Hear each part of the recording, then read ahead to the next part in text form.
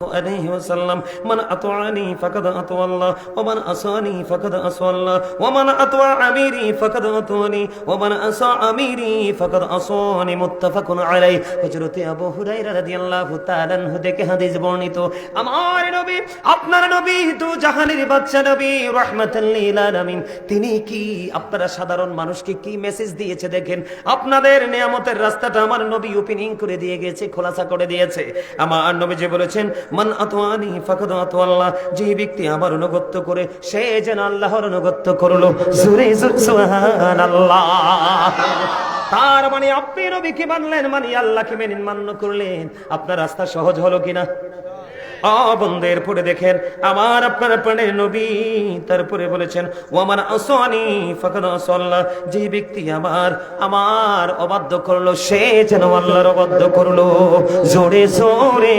নাউজুবিল্লাহ তার মানে ফার্স্ট টাইম রাসূল বলেছেন আপনি রাসূলকে মানলে যেন আল্লাহ মানলেন আর রাসূলকে অমান্য করলে ওটা আল্লাহর অমান্য হয়ে যায় অবাধ্য হয়ে যায় জোরে জোরে নাউজুবিল্লাহ এখন আপনাদের মনে মনে যে প্রশ্ন আসবে আপনাদের মনের গড়ে কল্পনার আয়নায় যে ছোট্ট ছোট্ট অক্ষরগুলো দিয়ে বাক্যগুলো সেন্টেন্সগুলো ভেসে আসবে ও বন্ধু আমার আল্লাহ এবং আল্লাহ রাসূল জানে এই জন্য আপনি মনে মনে ভাববেন নবী গো তুমি তো চলে গেলে ও গো প্রাণের নবী কোথায় গেলে তোমায় পাবো গো আপনি যে এটা বলবেন আমি যেটা বলবো আমার আল্লাহ এটা ভালো করে জানে এই জন্য আপনার আমার প্রাণের নবী তিনি আপনার আমার জন্য আল্লাহ পাওয়ার রাস্তাটা সহজ করে দিয়েছেন ওই সহজ রাস্তা হলো ওমান আতওয়া আমিরি ফাকাদ আতওয়ানি যে ব্যক্তি আমার আমিরের অনুগত্য করে সে যেন আমার অনুগত্য করে জোরে জোরে সুবহানাল্লাহ তার মানে নবীজি বলেছেন আহলুস সুন্নাত ওয়াল জামাতের অন্তর্ভুক্ত হক্কানি কোন আলেম কোন ওলির কথা যদি তুমি মানো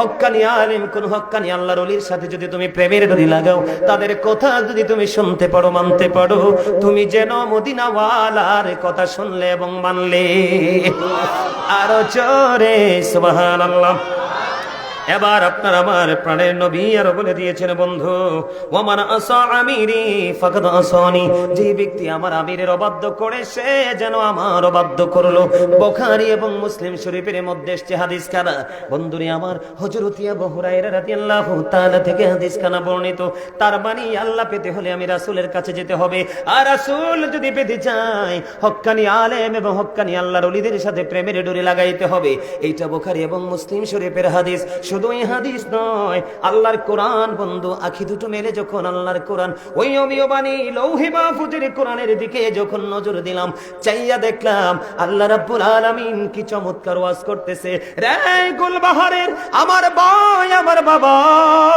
আমার মা আমার বোনদের কিরি দুই খুলে বলছি গো তোমাদের টেনশন করার কোনো দরকার নাই তোমাদের চিন্তা করার কোনো দরকার নাই তোমাদের জন্য সহজ রাস্তা হলো আমার আল্লাহ বলে দিয়েছেন join with my dear people come to my paradise আমার আল্লাহ বলেছেন ফাদখুলি ফি ইবাদি ওয়াদখুলি জান্নাতি আমার আল্লাহ বলে দিয়েছেন সাধারণ মানুষ তোমরা হক্কানি আলেমদের সাথে হক্কানি ওলিদের সাথে যুক্ত হও আমার আল্লাহ বলেছেন come to my paradise ওয়াদখুলি জান্নাতি আমার জান্নাতে চলে আসো তাহলে আপনাদের এখানে আসায় লাভ হইল না লস হইল আরো জোরে বলেন না আপনাদের কাছে মজা লাগেনি আমি যে ওয়াজ করতেছি কথাগুলো বলতেছি সত্যি করে বলবেন আমাকে খুশি করার জন্য নয় সত্যিকার অর্থে বলেন হাত তুলে দেখান হুজুর আমার হৃদয়ে প্রশান্তি আসে আছে হাত নামান আপনারা অনেক সময় খাবার খেয়ে বলেন না ইস কি দারুণ হইছে আজকে বহুদিন পরে কয়টা খাবার খাইলাম বলি না আমরা কথা বলেন না কেন এটা হলো দেহের শান্তি যারা আজকে হাত তুলে আজকের এই চারপাশে রহমতের ফেরেশতারা বেষ্টনী দিয়েছে আপনাকে আমাকে অভিনন্দন জানানোর জন্য চলে এসেছে আমার আল্লাহ ডেকে ডেকে বলে ও ফেরেশতারা জমিনে তোমাদের কাজটা কি আমার আল্লাহ জানে কে জানে না এবার ফেরেশতারা ডেকে ডেকে বলে আল্লাহ তোমার বান্দাগুলো এত সুন্দর করে জিকির করে গো জিকিরের ধ্বনি শুনে আর থাকতে পারলাম না তাদেরকে অভিনন্দন জানানোর জন্য এই জমিনে চলে আসলাম আমার আল্লাহ বলে দিবে আমি যখন বলেছিলাম আমি আদম বানাবো তোমরা আপত্তি করেছিলে আর তখনই আমি বলেছিলাম ইন্নী আ'লামু মা লা তা'লামুন আমি যা জানি তোমরা তা জানো না তার মানে আমার সকল বান্দা আমি আল্লাহর হুকুমের অবাধ্য হবে না তার প্রমাণ হলো আজকে গোলবাহারবাসী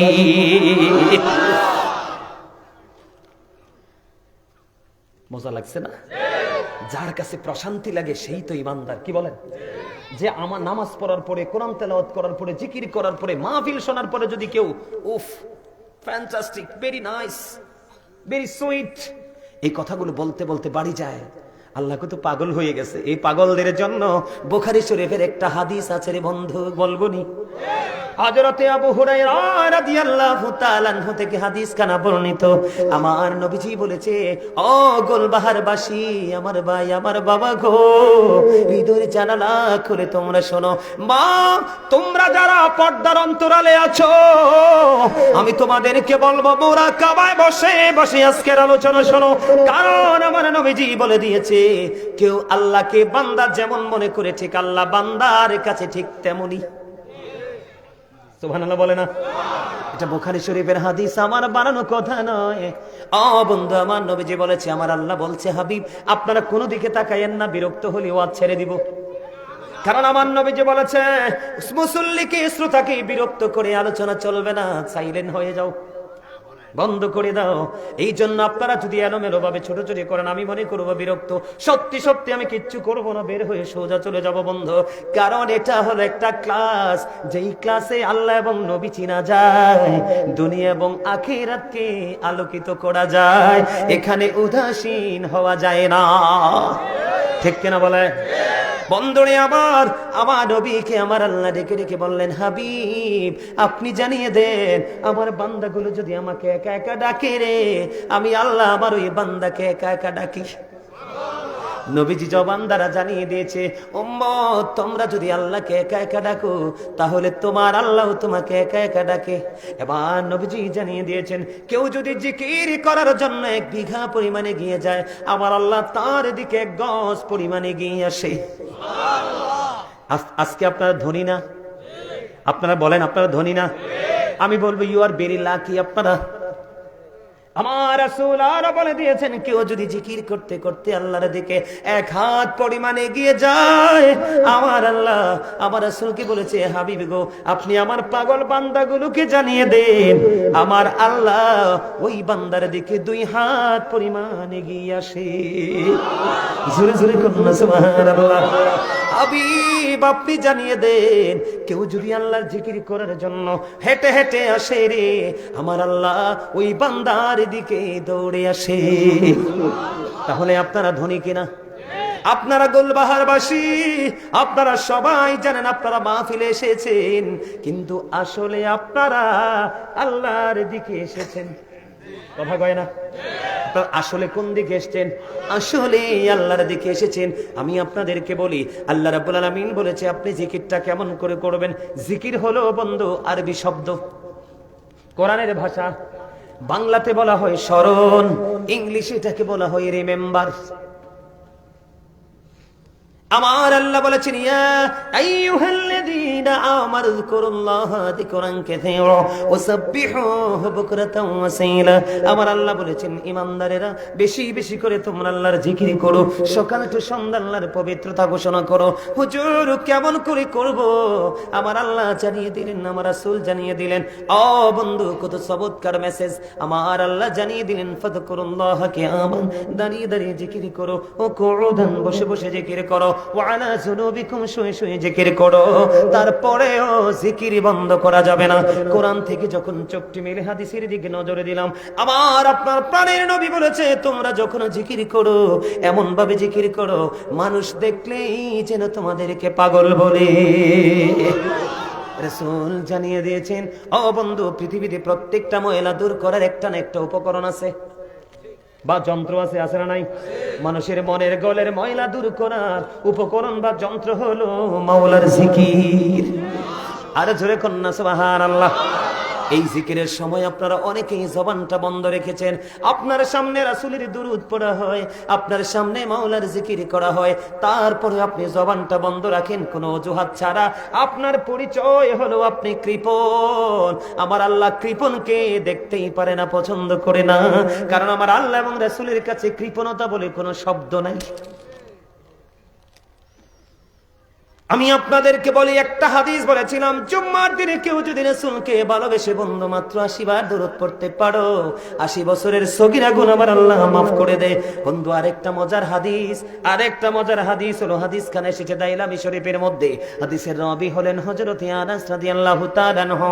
আমার নবী, আপনার নবী রাহমাতাল লিল আলামিন, তিনি বলে দিয়েছেন, কেউ যদি মদিনা ওয়ালাকে ভালোবাসিয়া প্রতিদিন যদি 1000 বার দরুদ পড়তে পারো, আমার নবীজি বলেছে জান্নাত না দেখা পর্যন্ত মরণ হবে না।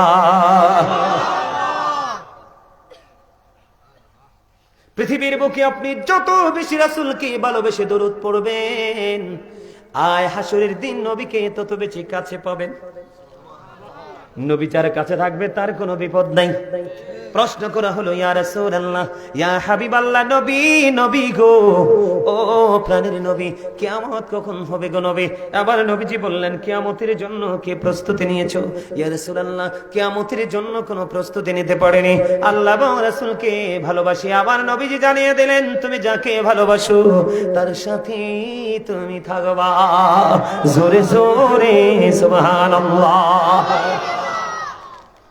দয়া করে আমার চেতাইয়েন না আপনারা। 365 দিনে 1 বছর, কত দিনে? ঠিক 365টা দিন যেমন আছে, 365টা রাতও আছে।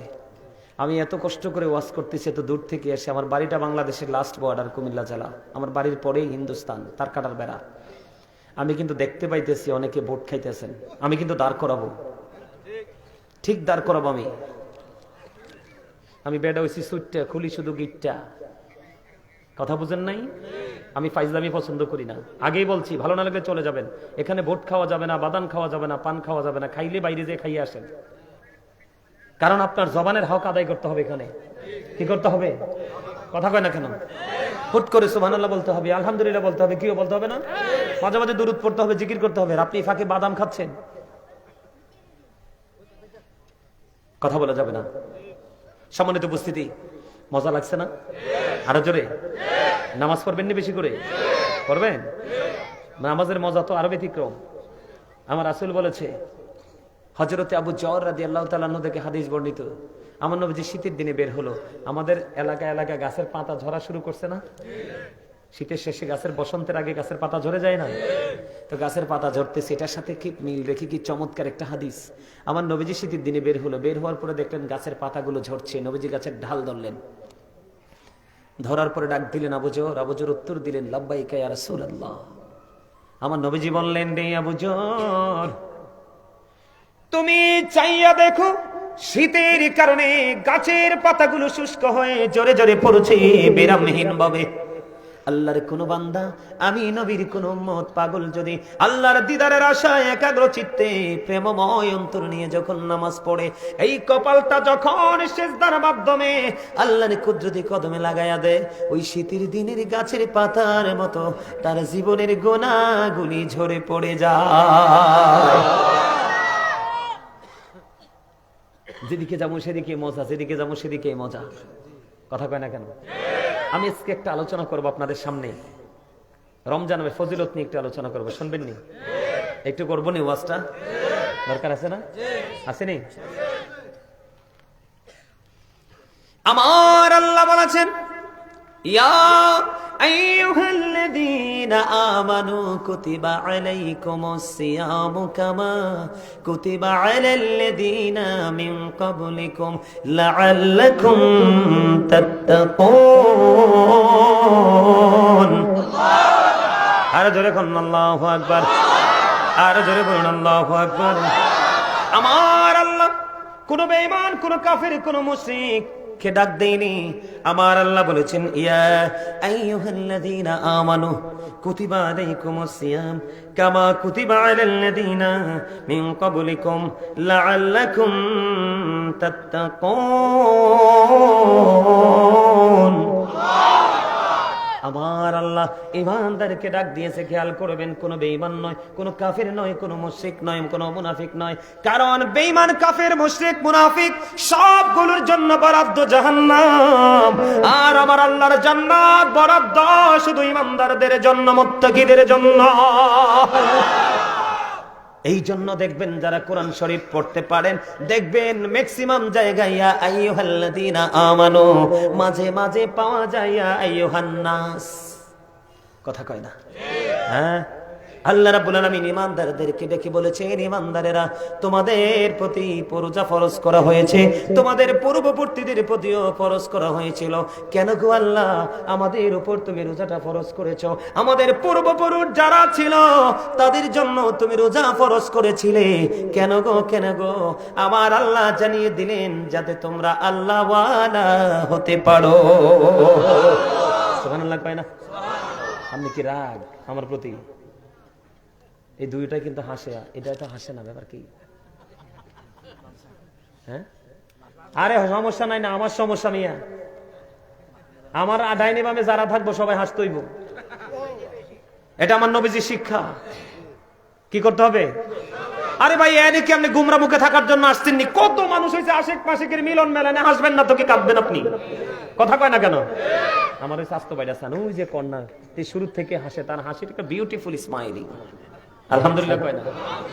হাসবেন, এখান থেকে আপনারা ফ্রি হয়ে যাবেন। আপনারা বিশ্বাস রাখবেন, আমি যে হাদিসের একটা অংশ বলছি আপনারা বোঝেন নাই শুরুতে, যে আপনি আল্লাহকে যেমন মনে করবেন, নবীজি বলেছে আল্লাহ আপনার কাছে ঠিক তেমন। তার মানে আপনি যদি আজকে মনে মনে বিশ্বাস করেন আজকে আমরা সবাই একসাথে হব, 40 জন যেখানে আছে একজন যদি আল্লাহর মাহবুব বান্দা হয়, তাহলে আমরা যেন 40 জন না কত 40 জন একত্রিত হয়েছি, ঠিক না? কারণ করো হাতের উসিলা আল্লাহ আমাদেরকে মাফ করে দিবে, সেই বিশ্বাস নিয়ে আজকে, স্পিরিট নিয়ে আজকে আপনি এখানে বসবেন, আপনি এখান থেকে হালকা হয়ে গুনাহগুলি মাফ নিয়ে চলে যাবেন। কারণ আমি আপনাদেরকে আরেকটু ক্লিয়ার করে দিই, পরেও জায়গা যাই। আল্লাহ যখন খুশি হয় বাবা মার কোলে পাঠায় কন্যা সন্তান। আল্লাহ গো তুমি যদি আরো বেশি খুশি হও তাহলে তুমি কি করো? কয় আমি যদি আরো বেশি খুশি হই তাহলে পৃথিবীতে দেই বৃষ্টি। আল্লাহ গো তুমি যদি আরো বেশি খুশি হও তাহলে কি করো? আমি কারো বাড়িতে পাঠিয়ে দেই মেহমান। আপনারা সবাই আজকে মেজবান, আমি হলাম মেহমান। মেহমানের দোয়া নির্দ্বিধায় নিঃসন্দেহে আল্লাহ কবুল করে। আমি তো আপনাদের জন্য দোয়া করবো আজকে। তো এই জন্য কি আপনারা খুশি হতে পারেন না? আরো জোরে বলেন, পারেন না? আপনি মনে রাখবেন ইন্নামাল আমালু বিন্নিয়াত, আপনার মানসিকতার উপরে নির্ভর করবে সবকিছু। আপনি আলেম মানুষ, আপনি আপনার সাথে আপনাকে নিয়ে মজা করছি, আপনি আপনার মাইন্ড করেন না। কি করছি? কারণ আপনাকে নিয়ে মজা করার সাহস তাদের নাই, আমার আছে। কথা বলে না কেন? আছে না? কথা বলে না কেন? আছে না? কি করেন দাদা ভাই? আছে না? আমরা একজন আরেকজনের কাছে আয়না স্বরূপ। কে? কথা কয় না কেন? এটা হচ্ছে প্রেম, এটা হচ্ছে ভালোবাসা। আর চিন্তা করতেছে আমার ভাইদের মনে কোনো কষ্ট টষ্ট হইল না, দেখছি প্রশ্ন করার সাথে সাথে হাসি দিয়ে দিছে, তার মানে ফ্রি হয়ে গেছে। আলহামদুলিল্লাহ বল। আল্লাহ আমাদের সবাইকে কবুল করেন, সকলে বলেন আমিন। আরো জোরে বলেন আমিন। বন্ধুরে আমার হাসতে হবে, ফ্রিলি আলোচনা শুনতে হবে, একটা একটা করে শুনবো আর একটা একটা করে ব্রেইনে সেটআপ দিয়ে দিব, যেন অদূর ভবিষ্যতে এগুলোকে ফলো করে করে নিজের পথ চলতে পারি। আমার আল্লাহ ইমানদারকে ডেকে বলেছে তোমাদের উপর রোজা ফরজ করা হয়েছে, তোমাদের পূর্ববর্তী যারা ছিল তাদের উপর রোজা ফরজ করা হয়েছিল। আল্লাহ গো কেন গো, কেন গো? যেন তোমরা আল্লাহওয়ালা হতে পারো, আল্লাহর দিদার প্রাপ্ত বান্দাদের অন্তর্ভুক্ত হতে পারো। বলে হুজুর এই রমজান মাস 12টা মাসের মধ্যে, কিসের মধ্যে? 12টা মাসের মধ্যে একটা মাস হলো রোজার মাস, আর বাকি 11 মাস কি আমরা আল্লাহওয়ালা হতে পারি না? পারি রে। তবে ওইটার মধ্যে সন্দেহ আছে, রমজান মাসের মধ্যে কোনো সন্দেহ নাই। বলে হুজুর কেন কেন সন্দেহ নাই? এটার কারণ আছে বন্ধু। ইদা যা রমাদান ও ফতিহাত, যখন রমজান আগমন করে আবওয়াবুল জান্নাহ, জান্নাতের দরজাগুলো খুলে দেওয়া হয়। অগল্লিকাত আবওয়াবুন নার, জাহান্নামের দরজাগুলো বন্ধ করে দেওয়া হয়। সুফিদাতিশ শায়াতিন, শয়তানকে বন্দী করা হয়। কারণ মুসলমানের ইমানদারদের সবচেয়ে বড় শত্রু হলো শয়তান। আপনাদেরকে বলি আমার আল্লাহ কোরআনে বলেছেন ইন্না শাইতানা লাকুম আদুউন ফাত্তাখিযুহু আদুওয়া। আল্লাহ বলেছেন Satan is the eternal enemy of the believers. ইমানদারদের প্রকাশ্য শত্রু হলো শয়তান, তাকে দুশমন বলে গণ্য করতে হবে। কিন্তু সচ্চা ইমানদার যারা, সচ্চা মুমিন যারা, সচ্চা আল্লাহওয়ালা যারা, সচ্চা নবীওয়ালা যারা, সচ্চা বন্ধু ওলিওয়ালা আলেমওয়ালা যারা, তাদের জন্য আমার আল্লাহ ওয়াজ করেছে ভেরি সুইট। বন্ধু আমার কাছে মনে হয় এত চমৎকার মেসেজ, এটা একটা গুড নিউজ। আমার আল্লাহ বলেছেন ইন্না কাইদা শাইতানি কানা দাঈফা। আমার আল্লাহ বলেছেন Satan deception is very weak. ইমানদার মুত্তাকিদের জন্য শয়তানের ধোঁকা একেবারে দুর্বল। জোরে জোরে বলুন সুবহানাল্লাহ। তার এক্সাম্পল হলো আজকে আপনারা তো জানেন না, আপনারা আজকে যোদ্ধা, আপনার আজকে বীর নবীর সেনা। বলে হুজুর কেন এখন আপনার লাঠি নিয়ে পিস্তল নিয়ে যুদ্ধ করতে হবে না? এখন যুদ্ধ হলো শুধু আত্মার যুদ্ধ। আজকে আপনারা যারা ফার্স্ট টাইম থেকে জান্নাতের বাগানে, আপনারা যারা জান্নাতের বাগানে, আপনারা সবাই বন্ধু বিজয়ী। কারণ আপনারা শয়তানকে হারিয়েছেন। শয়তান চায় না বান্দা ভালো কাজ করুক। আর যারা এখনো পর্যন্ত আসতে পারেনি, তাদের মতো হতভাগা কপাল পরার কেউ হতে পারে না। তারা শয়তানের জালে বন্দী হয়ে গেছে। কথা বলেন না কেন? তাহলে বন্ধু আপনার আবার জন্য নিয়ামত হলো রমজান মাস। কি মাস? রমজান মাসে আমার আল্লাহ জান্নাতের দরজা খুলে দেয়, জাহান্নামের দরজা বন্ধ করে দেয়, শয়তানকে বন্দি করে দেয়। তাহলে শয়তান যদি বন্দী থাকে, আপনার আমলে বাধা দেওয়ার মতো আর কিছুই নাই। ঠিক না বে ঠিক? আরো জোরে বলেন। আমি আপনাদেরকে বলি রমজান মাস বন্ধু আপনার জন্য প্রেমময়, অত্যন্ত মধুময়। বন্ধু অত্যন্ত প্রেমময়। রমজান ওবারদানুল মুতাহির, রমজান হলো পবিত্রকারী। ঠিক কিনা বলেন? রমজান মানুষকে, রোজা মানুষকে পবিত্র করে দেয়। আপনি আল্লাহর কাছে দোয়া করেন, আল্লাহুম্মা বারিক লানা ফি রজব ওয়া শাবান ওয়া বাল্লিগনা রমাদান। আল্লাহ রজব এবং শাবানের বরকত দাও, আমাদেরকে রমজান পর্যন্ত পৌঁছাইয়া দাও। জোরে জোরে কন্যা সুবহানাল্লাহ। আর জোরে বলেন না সুবহানাল্লাহ। ওরে গোলবাহারের মানুষ কেমন করে বললে বন্ধু তোমরা বুঝবা গো? ও গোলবাহারের আমার ভাই, আমার বাবা গো, আজকে কেউ তোমরা ঘরে বসে থেকো না, হৃদয় উজাড় করে শোনো গো। কত প্রেমের খবর তোমার আমার প্রাণের নবী দিয়েছে, শুধু আল্লাহর দিদার পর্যন্ত পৌঁছানোর জন্য। আমার নবীজি বলেছেন, আমি আমার উম্মত গুলোকে মাজায় ধরে ধরে জাহান্নাম থেকে বাঁচাতে চাই, কিন্তু আমার উম্মত গুলো হাত ফসকে ফসকে জাহান্নামে চলে যায়। তার মানে নবীজি যে রাস্তা দেখিয়েছে, আমরা সেই রাস্তা পথে হাঁটি না, আমরা হাঁটি নিজেদের রাস্তা বানাইয়া। এই জন্য আমার নবীজি বলেছেন, শাবানু শাহরি, শাবান হলো আমার মাস, ও রজবু শাহরুল্লাহ, রজব হলো আল্লাহর মাস, ও রমাদানু শাহরু উম্মতি, রমজান মাস হলো আমার উম্মতের মাস। কারণ রমজান মাস হলো ফসল কাটার মাস। ঠিক কিনা বলেন?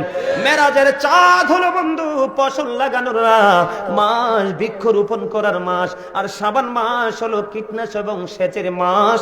আর রমজান মাস হলো ফসল কাটার মাস। কারণ মেরাজ দিয়ে আপনি শুরু করবেন, রমজান মাসে আপনি গুনাহগুলি মুক্তি নিয়ে, গুনাহ থেকে বেঁচে আপনি বন্ধু ঈদের নামাজ পড়তে যাবেন এক রাস্তায়।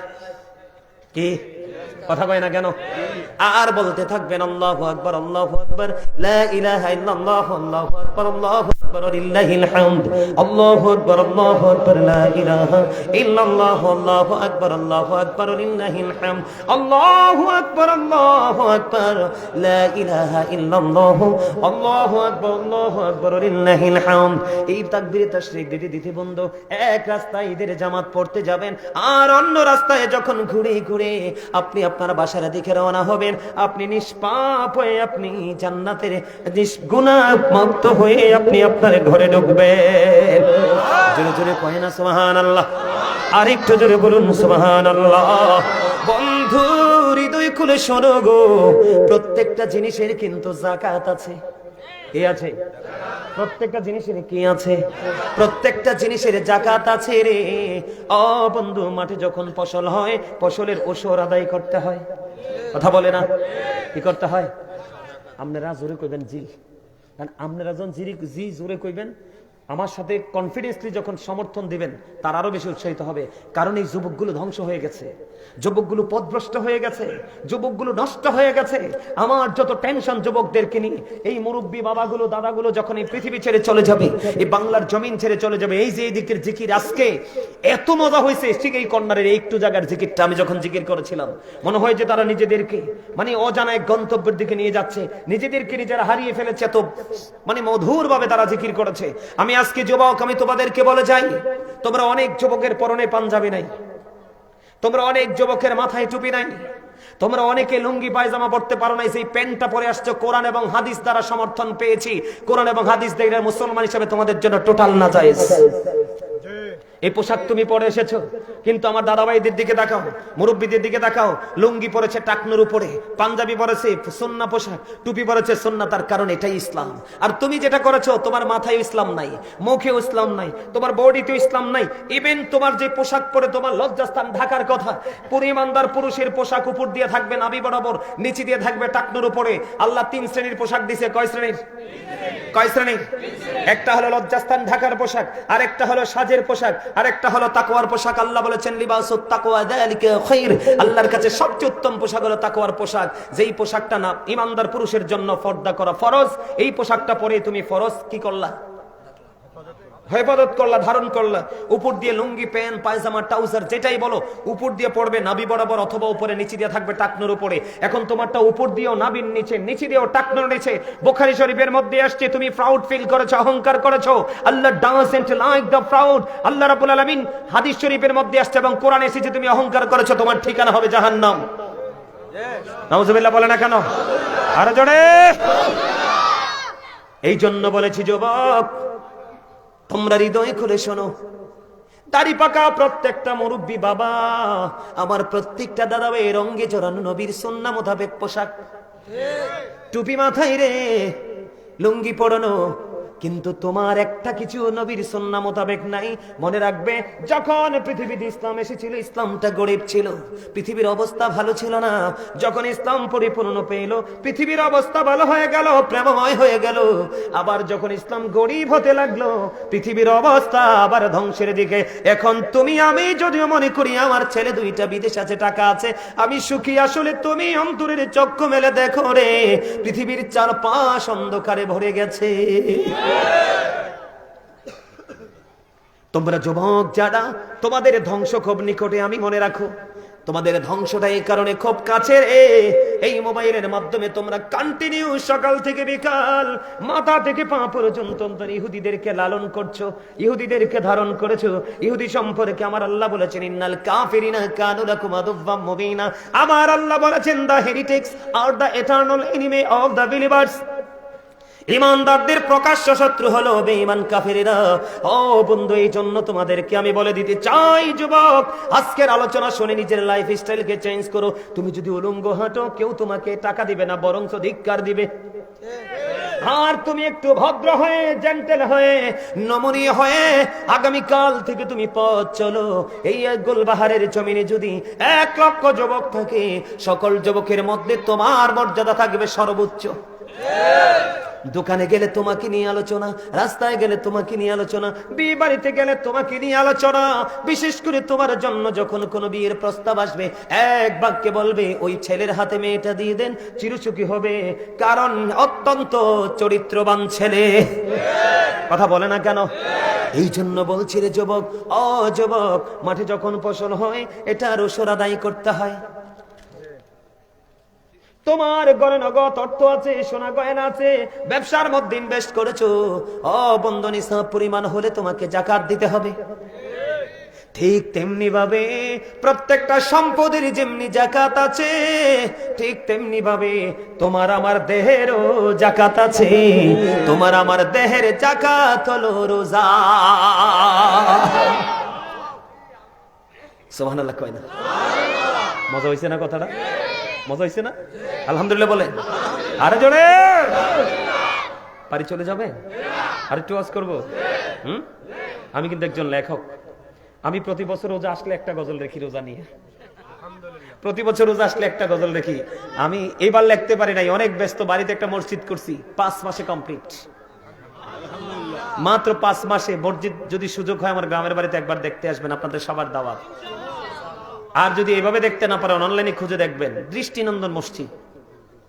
একবার দেখলে মানুষ আবার দেখতে আসে। মহিলা পর্যন্ত আমার মসজিদে সেলফি তুলতে আসে। এত অত্যাধুনিক, এত ডিজাইনেবল ভাবে করেছি। আমার ছোট্ট একটা ভাই শুধু মসজিদটাকে সাজানোর জন্য, সে বাহির থেকে শুধু মসজিদের কাজ করার জন্য, সে বাহির থেকে টিকিট নিয়ে চলে আসছে। মসজিদের কাজ কমপ্লিট, আবার বাড়ি চলে গেছে। আমার এই ভাইটার মতো, নূর মোহাম্মদ তার নাম, আমার এই ভাইটারে যদি এক পাল্লায় তুলি, 5 গ্রামের একটা ছেলে সবগুলো এক পাল্লায় তুলি, ওটা সমান হবে না। কারণ আমার গ্রামের ছেলে থেকে মসজিদে কাজ করে নাই, আর আমার ভাই প্রবাস থেকে চলে আসছে, আমাকে বলে ভাই আল্লাহর কাছে একটা দরখাস্ত দেন না। আমাকে কি জন্য? আমার মন চাই মসজিদে কাজ করতে, আমি যেন শুধু কাজটা করে চলে যেতে পারি। হঠাৎ করে তার ভিসা দিয়ে দিল কোম্পানি, চলে আসলো, কাজ শেষ করে আবার চলে গেল। মারহাবা বলেন না আরো জোরে। এই বছর লিখতে পারি নাই, 5 মাসে মসজিদটা কমপ্লিট হলো, ভিতর বাইরে টাইলস করে একদম চমৎকার। যে যাই সে আরেকবার দেখার ইচ্ছা পোষণ করে। তাই ব্যস্ততা, আমি কিন্তু অসুস্থ হয়ে গেছিলাম। আমার এই চুলডি দাড়িটি কিন্তু গত বছর এত পাকনা ছিল না। মসজিদের কাজ ধরে টেনশনে যত মাল আমার কিনা, যত কাজ আমার করা, সব করতে করতে মসজিদের কাছে আমি আবার কারো বাড়িতে কিছু খাইটাই না। হজে গেছি, খাবার নিয়ে গেছি, কোথাও কোনো রেস্টুরেন্ট কারো বাড়িতে আমি মাছ গোস্ত আমার জীবন আমি খাই নাই। মাছ কেমন মজা, গোস্ত কেমন মজা, আপনি আমাকে প্রশ্ন করলে আমি বলতে পারবো না, আমি খাই নাই। 12 মাস শাকসবজি খাই, সেটা একমাত্র নিজের ঘরে, তাও সরিষা যেটা চিবায় মেল থেকে বাবা চিবি আনে, ওইটা দিয়ে রান্না, সোয়াবিন তেল, বাজারজাত করা কোনো কিছু আমি খাই না। টোটালি বখে তালা আমার, আমি একটা ব্যতিক্রম মানুষ। এবছর লিখতে পারি নাই, অনেক পরিশ্রমী ছিলাম। এখন আগামী 25 তারিখে আমার পাশের গ্রাম, মানুষ আমাকে এত প্রেসার দিয়ে ধরছে, ওই গ্রামের মান্যগণ্য ব্যক্তিরা সবাই আসছে। আমি আগামী 25 তারিখে আমার পাশের গ্রাম বেলবাড়ি, ওখানে যাব, ওখানেও তারা বড় ধরনের আশা করতেছে, ওখানেও তাদেরকে একটা বড় ধরনের ডোনেশন করবো মসজিদটা করার জন্য। সকালে কোন আমি বিভিন্ন ফেরেশানিতে করতে পারি নাই, তবে আমার যে লেখা গজলগুলো, যেহেতু রমজান নিয়ে বলছি, আপনারা সবাই সম্মতি দিলে গাইবো। গজল গাইলে তো হাদিয়া লাগবে। কে কে হাদিয়া আছে সবার কাছে? হাদিয়া লাগবে, কিন্তু হাদিয়ার কথা কোন, আমাজটা একটু ছোট হয়ে গেছে। এটা তো ইন্টারভিউ, পরীক্ষা। প্রেম প্রেম ট্রাই করি, প্রেম প্রেম গাইবো? হ্যাঁ গাইবো? আরো জোরে বলেন, গাইবো? রমজানেরই চাঁদ উঠেছে ওই আকাশে দেখো, সকল কিছু ভুলে গিয়ে রোজা গুলি রেখো। রমজানেরই চাঁদ উঠেছে ওই আকাশে দেখো, সকল কিছু ভুলে গিয়ে রোজা গুলি রাখো। আমি বলছি বারে বার তুমি আসবে না তো আর, আমি বলছি বারে বার তুমি আসবে না তো আর, একদিন তো যেতে হবে তুমি মনে রেখো। সকলে কিছু ভুলে গিয়ে রোজা গুলি রেখো, বলেন সকলে কিছু ভুলে গিয়ে রোজা গুলি রেখো। রমজানেরই চাঁদ উঠেছে ওই আকাশে দেখো, সকলে কিছু ভুলে গিয়ে রোজা গুলি রেখো, সকলে কিছু ভুলে গিয়ে রোজা গুলি রেখো। আমি বলছি বারে বার তুমি আসবে না তো আর, চলে গেলে কি আবার আসবো? এই জন্য এটা জীবনের শেষ রোজা মনে করে রাখতে হবে। আমার কথার ব্যাখ্যা অনেক লম্বা, এটা আপনি বুঝে নিতে হবে। এই জন্য বলেছি, আমি বলছি বারে বার তুমি আসবে না তো আর, একদিন তো যেতে হবে তুমি মনে রেখো। সকল কিছু ভুলে গিয়ে রোজা গুলি রেখো। মারহাবা বলেন, আরো জোরে বলেন, আরো জোরে বলেন। রমজানেরই প্রস্তুতিতে প্রথম তারাবি, গভীর রাতে ওঠে মোরা খাবো সেহরি। রমজানেরই প্রস্তুতিতে প্রথম তারাবি, ওরে বাবারে, হ্যাঁ গজলের জন্য শোনেন। নারায়ণগঞ্জ হরিপুরে গেছি, বুঝছেন? কোথায়? ঢাকা নারায়ণগঞ্জ হরিপুরে গেছি। বিশ্বাস করবেন কিনা জানি না, অনলাইনে চেক দিলে পাবেন।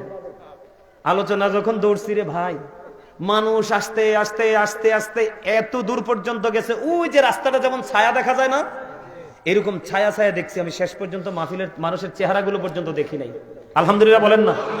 মানে যতই গভীর হচ্ছে মানুষ তত আসছে, যতই গভীর হচ্ছে মানুষ তত আসছে।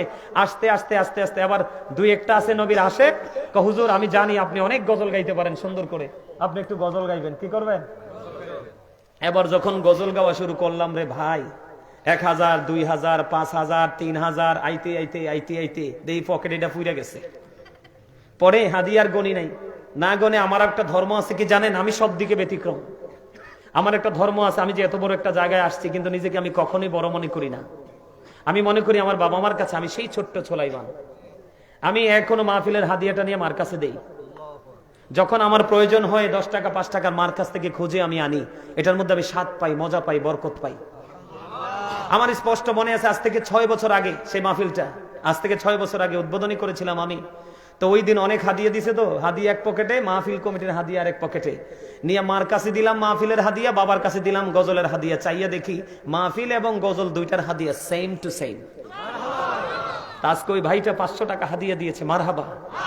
হাসান ইবনে সাবিত যখন মসজিদে নববীর মধ্যে দাঁড়িয়ে দাঁড়িয়ে আমার নবী শান গেয়েছিলেন, আমার আল্লাহ খুশি হয়ে বলেছিলেন, আল্লাহ হাসান ইবনে সাবিতকে রুহুল কুদ্দুসের মাধ্যমে সাহায্য করো। গত পরশুদিন ওসমান নামে এক লোক, কালা, একবারে কুচকুচ্চা কালা, চেহারাটা সুন্দর নাই, যখন গজল টান দিছি সর্বপ্রথম 3200 টাকা হাদিয়া। বলে হুজুর আপনি কি হাদিয়া পাওয়ার জন্য বলছেন? না, প্রেমের জন্য বলছি। এই হাদিয়া কি আমার পকেটে সারা জীবন থাকবো? হয় কোনো মসজিদে যাবে, হয় কোনো মাদ্রাসা যাবে। আমার অনেকগুলো এতিমের দায়িত্ব আছে। গত কয়েকদিন আগে একটা ছেলের দায়িত্ব নিয়েছি, একবারে গরিব, তার বাবা মা পড়াশোনা চালাইতে পারে না, এত ইন্টেলিজেন্ট রে ভাই, স্টুডেন্টটা হাফেজ হয়ে গেছে, আগামীতে দাখিল পরীক্ষা দিবে। সবগুলো কিতাব আমি কিনে দিয়েছি এবং আমার গাজী ফাউন্ডেশনের যে পেজ ওটাতে দেখবেন আপনারা, ওই ছেলের কামেল করা পর্যন্ত দায়িত্ব আমি নিছি। আমি বলছি তুমি যতদিন পড়তে চাও, প্রয়োজনে দেশের বাহিরে আমি তোমাকে নিয়ে পড়াবো। আলহামদুলিল্লাহ বলেন। আপনারা যে কত ধনী হবেন কাল হাসরের দিন কল্পনা করতে পারবেন না। কেন জানেন? এই টাকাগুলো আপনাদের। আপনারা যে কত ধনী হবেন কল্পনা করতে পারবেন না কাল হাসরের দিন, কারণ এই টাকাগুলো আপনাদের। আল্লাহ শুধু আমাকে বেনিফিশিয়ারি করবেন, আপনাদেরকেও করবে। কারণ আপনারা তৃণমূল পর্যায়ের মানুষ, কৃষক, ফার্মার, আপনারা অনেক কষ্ট করে টাকা জমিয়ে মাহফিলে হাদিয়া দেন, আর আমরা এরা ওয়াজ করে শেষে নিয়ে যাই। এটা কখনো যায় মাদ্রাসায়, কখনো যায় আমার দ্বারা। আমি অনেক পরিবারকে টিউবওয়েল বসাই দিছি, পানি খেতে পারে না। আলহামদুলিল্লাহ বলবেন না? আরো জোরে। আসলে সত্যি করে কোন তো আমার লেখা গজলটাকে আপনাদের কাছে ভালো লাগতেছে? হ্যাঁ, ভালো লাগতেছে? আচ্ছা আমি আবার গাই। হ্যাঁ, রমজানেরই প্রস্তুতিতে প্রথম তারাবি, গভীর রাতে ওঠে মোরা খাবো সেহেরি, সেহেরিতে বরকত আছে হাদিস খুলে দেখো, সকল কিছু ভুলে গিয়ে রোজাগুলি রেখো, সকল কিছু ভুলে গিয়ে রোজাগুলি রেখো, রমজানেরই চাঁদ উঠেছে ওই আকাশে দেখো, সকল কিছু ভুলে গিয়ে রোজাগুলি রেখো। আমি বলছি বারে বার তুমি আসবে না তো আর, আমি বলছি বারে বার তুমি আসবে না তো আর, একদিন তো যেতে হবে তুমি মনে রেখো, সকল কিছু ভুলে গিয়ে রোজাগুলি রেখো। মারহাবা। গজলটা অনেক লম্বা, যদি ভালো লাগে অনলাইনে পুরোটা গাওয়া আছে, ওখান থেকে শুনবেন। আরেকটা গাইব। সবচেয়ে প্রিয় হলো রমজানেরই মাস, আর কাঁদিস না পাগল মন, প্রাণটা বড়ে হাস। এটা গতবারের আগের বারের লেখা, আর এই যে এটা একটু আগে গেছি এটা গতবারের লেখা। সবচেয়ে প্রিয় হলো রমজানেরই মাস, বলেন সবচেয়ে প্রিয় হলো রমজানেরই মাস, আর কাঁদিস না পাগল মন, প্রাণটা ভরে হাস, আর কাঁদিস না পাগল মন, প্রাণটা ভরে হাস, আমার সবচেয়ে প্রিয় হলো রমজানেরই মাস। সকাল বিকাল পড়ব কোরআন, হাসবে মোদের প্রাণ, ফরজ নফল ইবাদতে বাড়বে মোদের শান। সকাল বিকাল পড়ব কোরআন, হাসবে মোদের প্রাণ, ফরজ নফল ইবাদতে বাড়বে মোদের শান। জোরে কর না মারহাবা, আরে জোরে কর মারহাবা, আরে জোরে মারহাবা। এটাও অনলাইন থেকে গাইবেন, দেখবেন পুরোটা গাওয়া আছে অনলাইনে। আলহামদুলিল্লাহ বলেন না? আরো জোরে, আরো জোরে। ভাল লাগছে না গজলটা? আরো জোরে মারহাবা। আরে দেখছেন নি, হাদিয়া নাই, 50 টাকা নিয়ে আইছে, এটা প্রেম। আরেকজন আনছে, মাশাআল্লাহ, মারহাবা গন। আরে দে দে, এসব হাসরের মাঠে পাইবি বেটা। আলহামদুলিল্লাহ গন, আরো জোরে। আরেকটা গাইবো একটু। সব সুখেরই সেরা যে সুখ রমজানেরই মাস,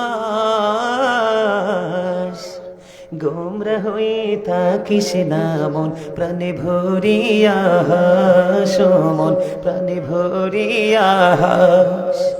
আবার কি গো পাবে তুমি, আবার কি গো পাবো আমি, বেঁচে তোমার দেখা, এবার কাছে পেয়ে পূর্ণ হল মনের আশা গো, হল মনের আশা।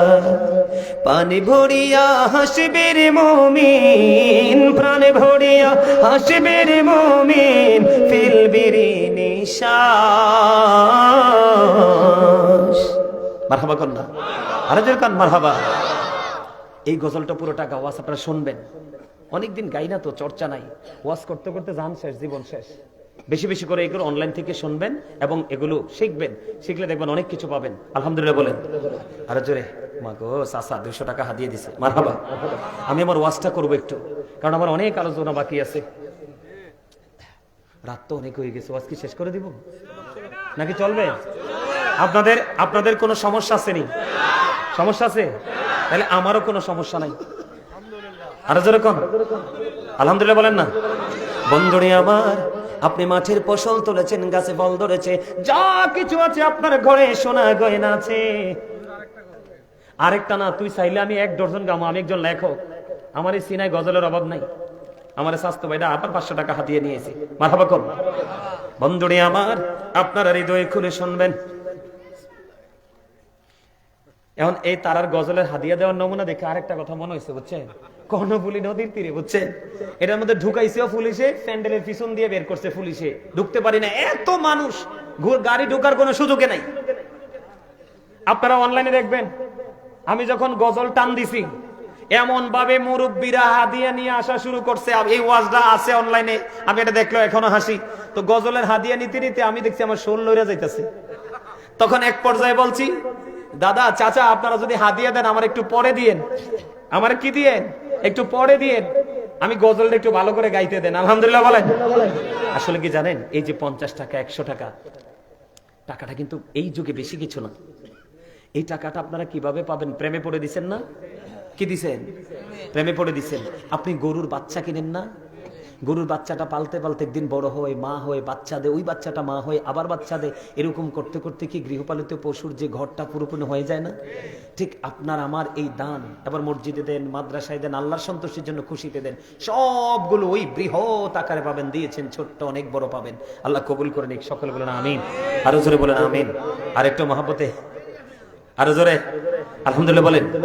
বন্ধুরে আমার, আমার নবী, আপনার নবী, দু জাহানের বাদশা নবী, তিনি বলে দিয়েছেন, তোমরা সম্পত্তির যেমনি করে জাকাত দাও, তেমনি তোমাদের দেহের জাকাতটাও দিয়ে নাও। ইয়া রাসূলুল্লাহ, ইয়া হাবিবাল্লাহ, নবী গো, ও প্রাণের নবী, দেহের জাকাতটা কেমন করে দেব গো নবী? আমার নবী যে একটা ডাক দিয়ে বললেন, দেহের জাকাত এমন করে দিবে রে, ওই দেহের জাকাত হলো পরিপূর্ণ রোজা রাখা। এখন পরিপূর্ণ রোজা বলতে কি বোঝায় বন্ধু? আমি আপনাদেরকে বলি, কারো গীবত করা যাবে না। ও বন্ধু আমার দিকে তাকান, সুদ খাওয়া যাবে না, ঘুষ খাওয়া যাবে না, কারো গীবত করা যাবে না, হালাল পথে উপার্জিত অর্থ দিয়ে সাহারি খাওয়া যাবে না, ইফতার করা যাবে না। এমনি করে করে বন্ধু, কোরআন হাদিসে যেই কাজগুলো নিষিদ্ধ, এই কাজগুলো আপনি বর্জন করে যখন রোজা রাখবেন, রোজা মানে কি জানেননি বন্ধুরে আমার? ওই সূর্য অস্ত যাওয়া পর্যন্ত, সূর্যোদয়ের আগে আপনি কি খাবেন? সাহারি খাবেন, ঠিক কিনা বলেন? সূর্যোদয়ের আপনি আগে সাহারি খাবেন। ওই যে আমাদের বাংলাদেশের রুলস অনুযায়ী, সূর্য যখন অস্ত যাবে, সূর্য যখন বাংলাদেশের আকাশ থেকে নিজের আপন গন্তব্যে হারিয়ে যাবে, ও তখন আপনি ইফতারি করবেন। এই গ্যাপের মধ্যে আপনি কোনো খাবার খেতে পারবেন না, এবং এই সময়ের মধ্যে আপনি কোনো যৌন চাহিদা মিটাতে পারবেন না, শারীরিক কোনো ফিজিক্যাল মেলামেশা করতে পারবেন না। ও বন্ধু, ওই দুইটা ত্যাগ করাই হলো রোজা। আর রোজাকে রোজার মতো করে পরিপূর্ণ করে আপনি আল্লাহর কাছে পৌঁছাইতে চাইলে আপনি অনগীবত করা ছেড়ে দিতে হবে। যেমন আপনাকে কেমন ধৈর্যশীল হতে হবে, আমার দিকে তাকান। আপনি একজন আপনাকে বকা দিচ্ছে, কি দিচ্ছে? আপনাকে একজন বকা দিচ্ছে, আপনি প্র্যাকটিক্যালি শুনতে পেয়েছেন, আপনাকে একজন বকা দিচ্ছে। আপনার কাজ হবে শুধু আপনি উত্তর দিয়ে দিবেন, আমি তোমাকে পাল্টা বকা দিব না। আপনি পাল্টা তাকে বকা দিবেন না, আপনি শুধু বলবেন আমি রোজাদার। সে আপনাকে একটা গালি দিবে, আপনি বলবেন আমি রোজাদার। আপনাকে সে একটা গালি দিবে, আপনি বলবেন আমি রোজাদার। ও বন্ধু, আপনি শুধু বলবেন রোজাদার, আর বাকি কাজ হলো আমার আল্লাহ। ঠিক কিনা বলেন? আরো জোরে। আপনি ধৈর্য ধরেছেন, আপনি যখন সারাদিন খাবার খাবেন না, মুখটা বন্ধ, বেকার হয়ে যাবে, ঠিক কিনা বলেন? কারণ খাবার যখন চিবিয়ে খাবেন, পানি খাবেন, মুখে দুর্গন্ধ হবে না। আপনি ওই গভীর রজনীতে ভোর রাতে উঠে যখন আপনি সাহারি খাবেন, ওই সাহারি খাওয়ার পরে সূর্যাস্ত পর্যন্ত আপনি পানাহার ত্যাগ করবেন, কোনো খাবার খাবেন না। এর মধ্যে আপনার মুখের মধ্যে দুর্গন্ধ বের হয়ে যাবে। আপনি যখন মুখে মুখে দাঁড়িয়ে কথা বলবেন, আরেকজন আপনার মুখোমুখি দাঁড়িয়ে কথা বলবে না। আমার আল্লাহ রোজাদারকে রোজা রাখার কারণে ডেকে ডেকে বলে, ও রোজাদার, একজন ভাই, একজন বন্ধু, তোমার প্রিয়জন তোমার মুখের দুর্গন্ধ নিতে পারলো না, এটা তার কাছে দুর্গন্ধ মনে হয়েছে রে, আর আমি আল্লাহর কাছে মনে হয়েছে এটা মেশকু আম্বরের চাইতে আরো সুগন্ধময়। জোরে জোরে কন্যা সুবহানাল্লাহ। ও গুলবাহারের আমার ভাই, আমার বাবা, বাবা গো, আমি আমার মা বোনদেরকে ডেকে ডেকে বলবো গো, হৃদয় উজাড় করে শোনো, তোমরা কোনো অজুহাত ছাড়া তোমরা মুসাফির হয়ে গেছো, তোমরা যদি না পারো রোজাটা ভাঙতে পারবা। তুমি অসুস্থ হয়ে গেছো, তুমি রোজাটা ভাঙতে পারবা, কিন্তু বিনা অজুহাতে, বিনা জোরে যদি তুমি রোজা একটা রোজা ভাঙো, কারণ রমজানের রোজা রাখা তোমার জন্য ফরজ। কথা বলে না? রমজানের রোজা রাখা তোমার জন্য কি? রমজানের রোজা রাখা তোমার জন্য ফরজ। কোন অজুহাত চলবে না, একটা অজুহাত চলবে, আমি মুসাফির। তুমি যদি একান্তই না পারো, তুমি রোজাটা ভাঙতে পারবা। তুমি যদি বন্ধু অসুস্থ হয়ে যাও, শারীরিক অবস্থা তোমার অবনতির দিকে, পুরো অবস্থাটা তোমার প্রতিকূলে, তুমি রোজাটা ভাঙতে পারবা। কোন অজুহাত ছাড়া যদি তোমার রোজা ভেঙে ফেলো, আমার রাসূল বলে দিয়েছেন, তুমি সারা জীবন যদি তুমি কি করো, চেষ্টা করো, ওই যে অজুহাত ছাড়া রোজা ভেঙেছো, ওই রোজার খেসারত তোমার এই জীবনে দিতে পারবা না। তাহলে রোজা বড় সেনসিটিভ জিনিস। কথা কয় না কেন? আরো জোরে, আরেকটু মহব্বতে। আমার আল্লাহ বন্ধু, যারা আল্লাহর পথে পথিক, তাদেরকে ডেকে ডেকে বলে তোমরা অগ্রসর হও। যারা অপরাধী, আল্লাহ রাব্বুল আলামিন তাদেরকে বলছেন, রাসূল জানিয়ে দিয়েছেন, তোমরা থেমে যাও। কি করো? অপরাধীকে কি করতে হবে? থেমে যেতে হবে। আল্লাহ ওয়ালাদেরকে আরো এক্সপেরিয়েন্স ম্যান হতে হবে, অ্যাক্টিভ হতে হবে। তার কারণ কি? ও বন্ধু, আপনারা আমার দিকে তাকান। আল্লাহ রাব্বুল আলামিন জান্নাতের 8টা দরজা খুলে দিবে, জাহান্নামের দরজাগুলো বন্ধ করে দিবে। আপনাদেরকে কেমন করে বন্ধ বোঝাবো? ওরে বল গোলবাহারের ভাই, আমার বাবা গো, তোমরা বেশি বেশি করে রোজা রেখো, কারণ বছরের শুরু থেকে ওই আর এক বছরের শেষ পর্যন্ত এই জান্নাতকে সাজানো হয় শুধু রোজাদারদের জন্য। বছরের শুরু থেকে শেষ পর্যন্ত শুধু জান্নাতকে সাজানো হয়। কি করা হয়? মনে রাখতে হবে, আল্লাহর প্রতি শহীদ যারা, উচ্চ তাদের শান, মহান খোদা করেন তাদের এমন জীবন দান, রুহু তাদের বানাইয়া সবুজ বরণ পাখি, জান্নাতুল ফিরদাউস বিছে দেন যতনে রাখি, সেটাই থাকি খাই তাহারা জান্নাতি ফলমল, উড়ে বেড়ায় রয় হামেশা খুশিতে মশগুল। আমার হাবা কয় না? আমার ওয়াজ মনে মাইতে মাঝে তারা বুঝে না, বুঝেন না? মনোযোগটা কি একটু ডাউন হয়ে গেছে? এই মেহমান তো উপরে উঠতে চাই না, আমি ডাইক আনছি, দেখেন কি প্রেমের ধোলা লাগছে, দেখেন ক্লান্তি আসেনি। তিনি কিন্তু অসুস্থ, কিন্তু ওনার বডি ল্যাঙ্গুয়েজে অসুস্থ মনে হয়, কারণ ওনার দেহের কথা ভুলে গেছে, উনি শুধু রুহের খোরাক যোগাচ্ছে। কথা কয় না কেন? উনি দেহের কথা কি করেছে? ভুলে গেছে, উনি রুহের জগতে ঢুকে গেছে। মারহাবা কন্যা। আপনাদেরকে আমি বরকতের সময় একটা বরকতময় কথা বলি। শান্ত, আমরা যে ওই যে অনেক ভিতরে সেনাবাহিনী যে আমাদেরকে আটকাইছিল, কোথায় না গেছিলাম মাহফিলে, শ্রীনগর দিয়ে গেছিলাম, পদ্মা সেতু রোডে, দোহার না কি জানি, দোহারের দিকে একটা দোহারে মাহফিলে গেছিলাম।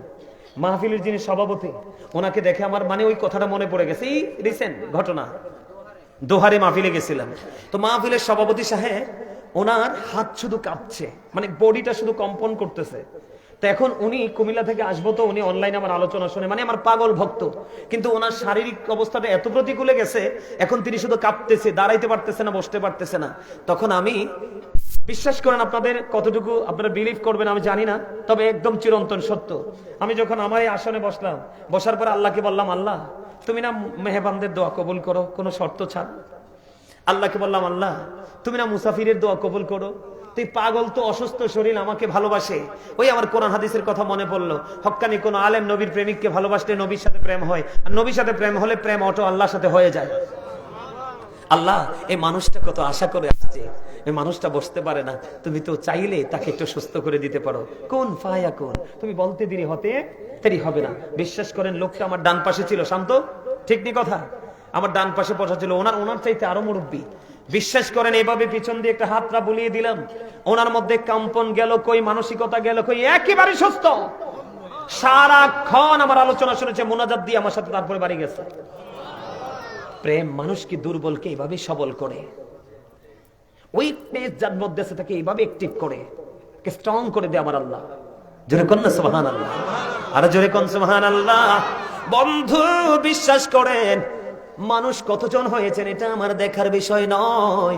আপনাদের মানসিকতা, আপনাদের দৃষ্টি দুটো, আপনাদের আঁখি দুইটা বন্ধু সত্যি সত্যি পলকহীন ভাবে আমাকে ফলো করছে।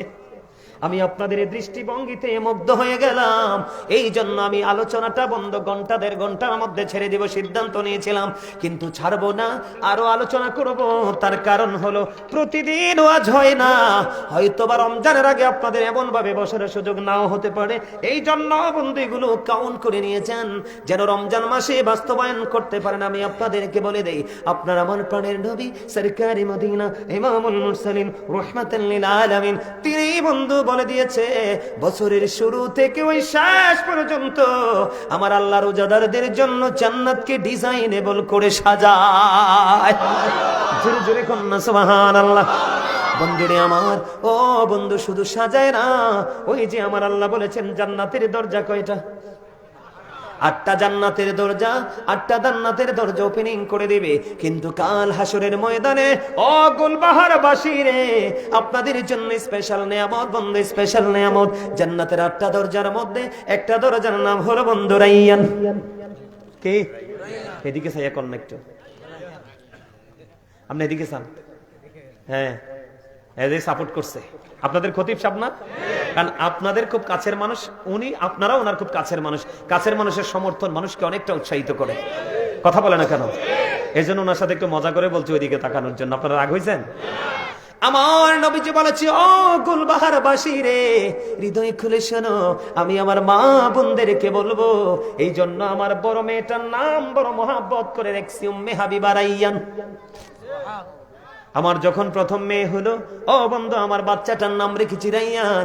এই শব্দটা আমাকে অত্যন্ত প্রেমময় করেছে, এই শব্দটা আমাকে মুগ্ধ করেছে, এই শব্দটা আমার হৃদয়টাকে ওলট পালট করে দিয়েছে। বন্ধু, এত ভয়ঙ্কর, এত চ্যালেঞ্জিং একটা মুহূর্ত ওই কাল হাসরের ময়দান। ওই হাসরের ময়দানে যুবক, তোমরা এবার, আমি আজকে অনুরোধ করে বলে যাই, তোমরা প্রাণ ভরে এবার রোজাটা রাখবা। কোনো বন্ধুদের সাথে তাল মেলায়ও না। তুমি তোমার কবরে যাবে, প্রাণ উজাড় করে রোজা রাখবে। তার কারণ হলো আমার রাসূল জানিয়ে দিয়েছে, তোমরা যদি দুনিয়ার বুকে প্রাণ উজাড় করে সুন্দর করে রোজা রাখতে পারো, এই রোজা যদি আমার আল্লাহ যদি কবুল করে নেয়, তাহলে তোমার জন্য স্পেশাল গিফট হলো ওই রাইয়ান নামক জান্নাতের গেট। কাল হাসরের ময়দানে আল্লাহ খুলে দিবে, ওই প্রকৃত রোজাদাররা জান্নাতে ওই রাইয়ান নামক গেট দিয়ে বন্ধু জান্নাতে প্রবেশ করবে। রোজাদারদের ঢোকা শেষ হয়ে যাবে রে, ওই বন্ধু সাথে সাথে ওই রাইয়ান নামক জান্নাতের গেট বন্ধ হয়ে যাবে। তাহলে রোজা যেমন স্পেশাল, রোজাদাররাও তেমন স্পেশাল। খুশি তো সবাই? দুই হাত তুলে দেখান কে কে খুশি।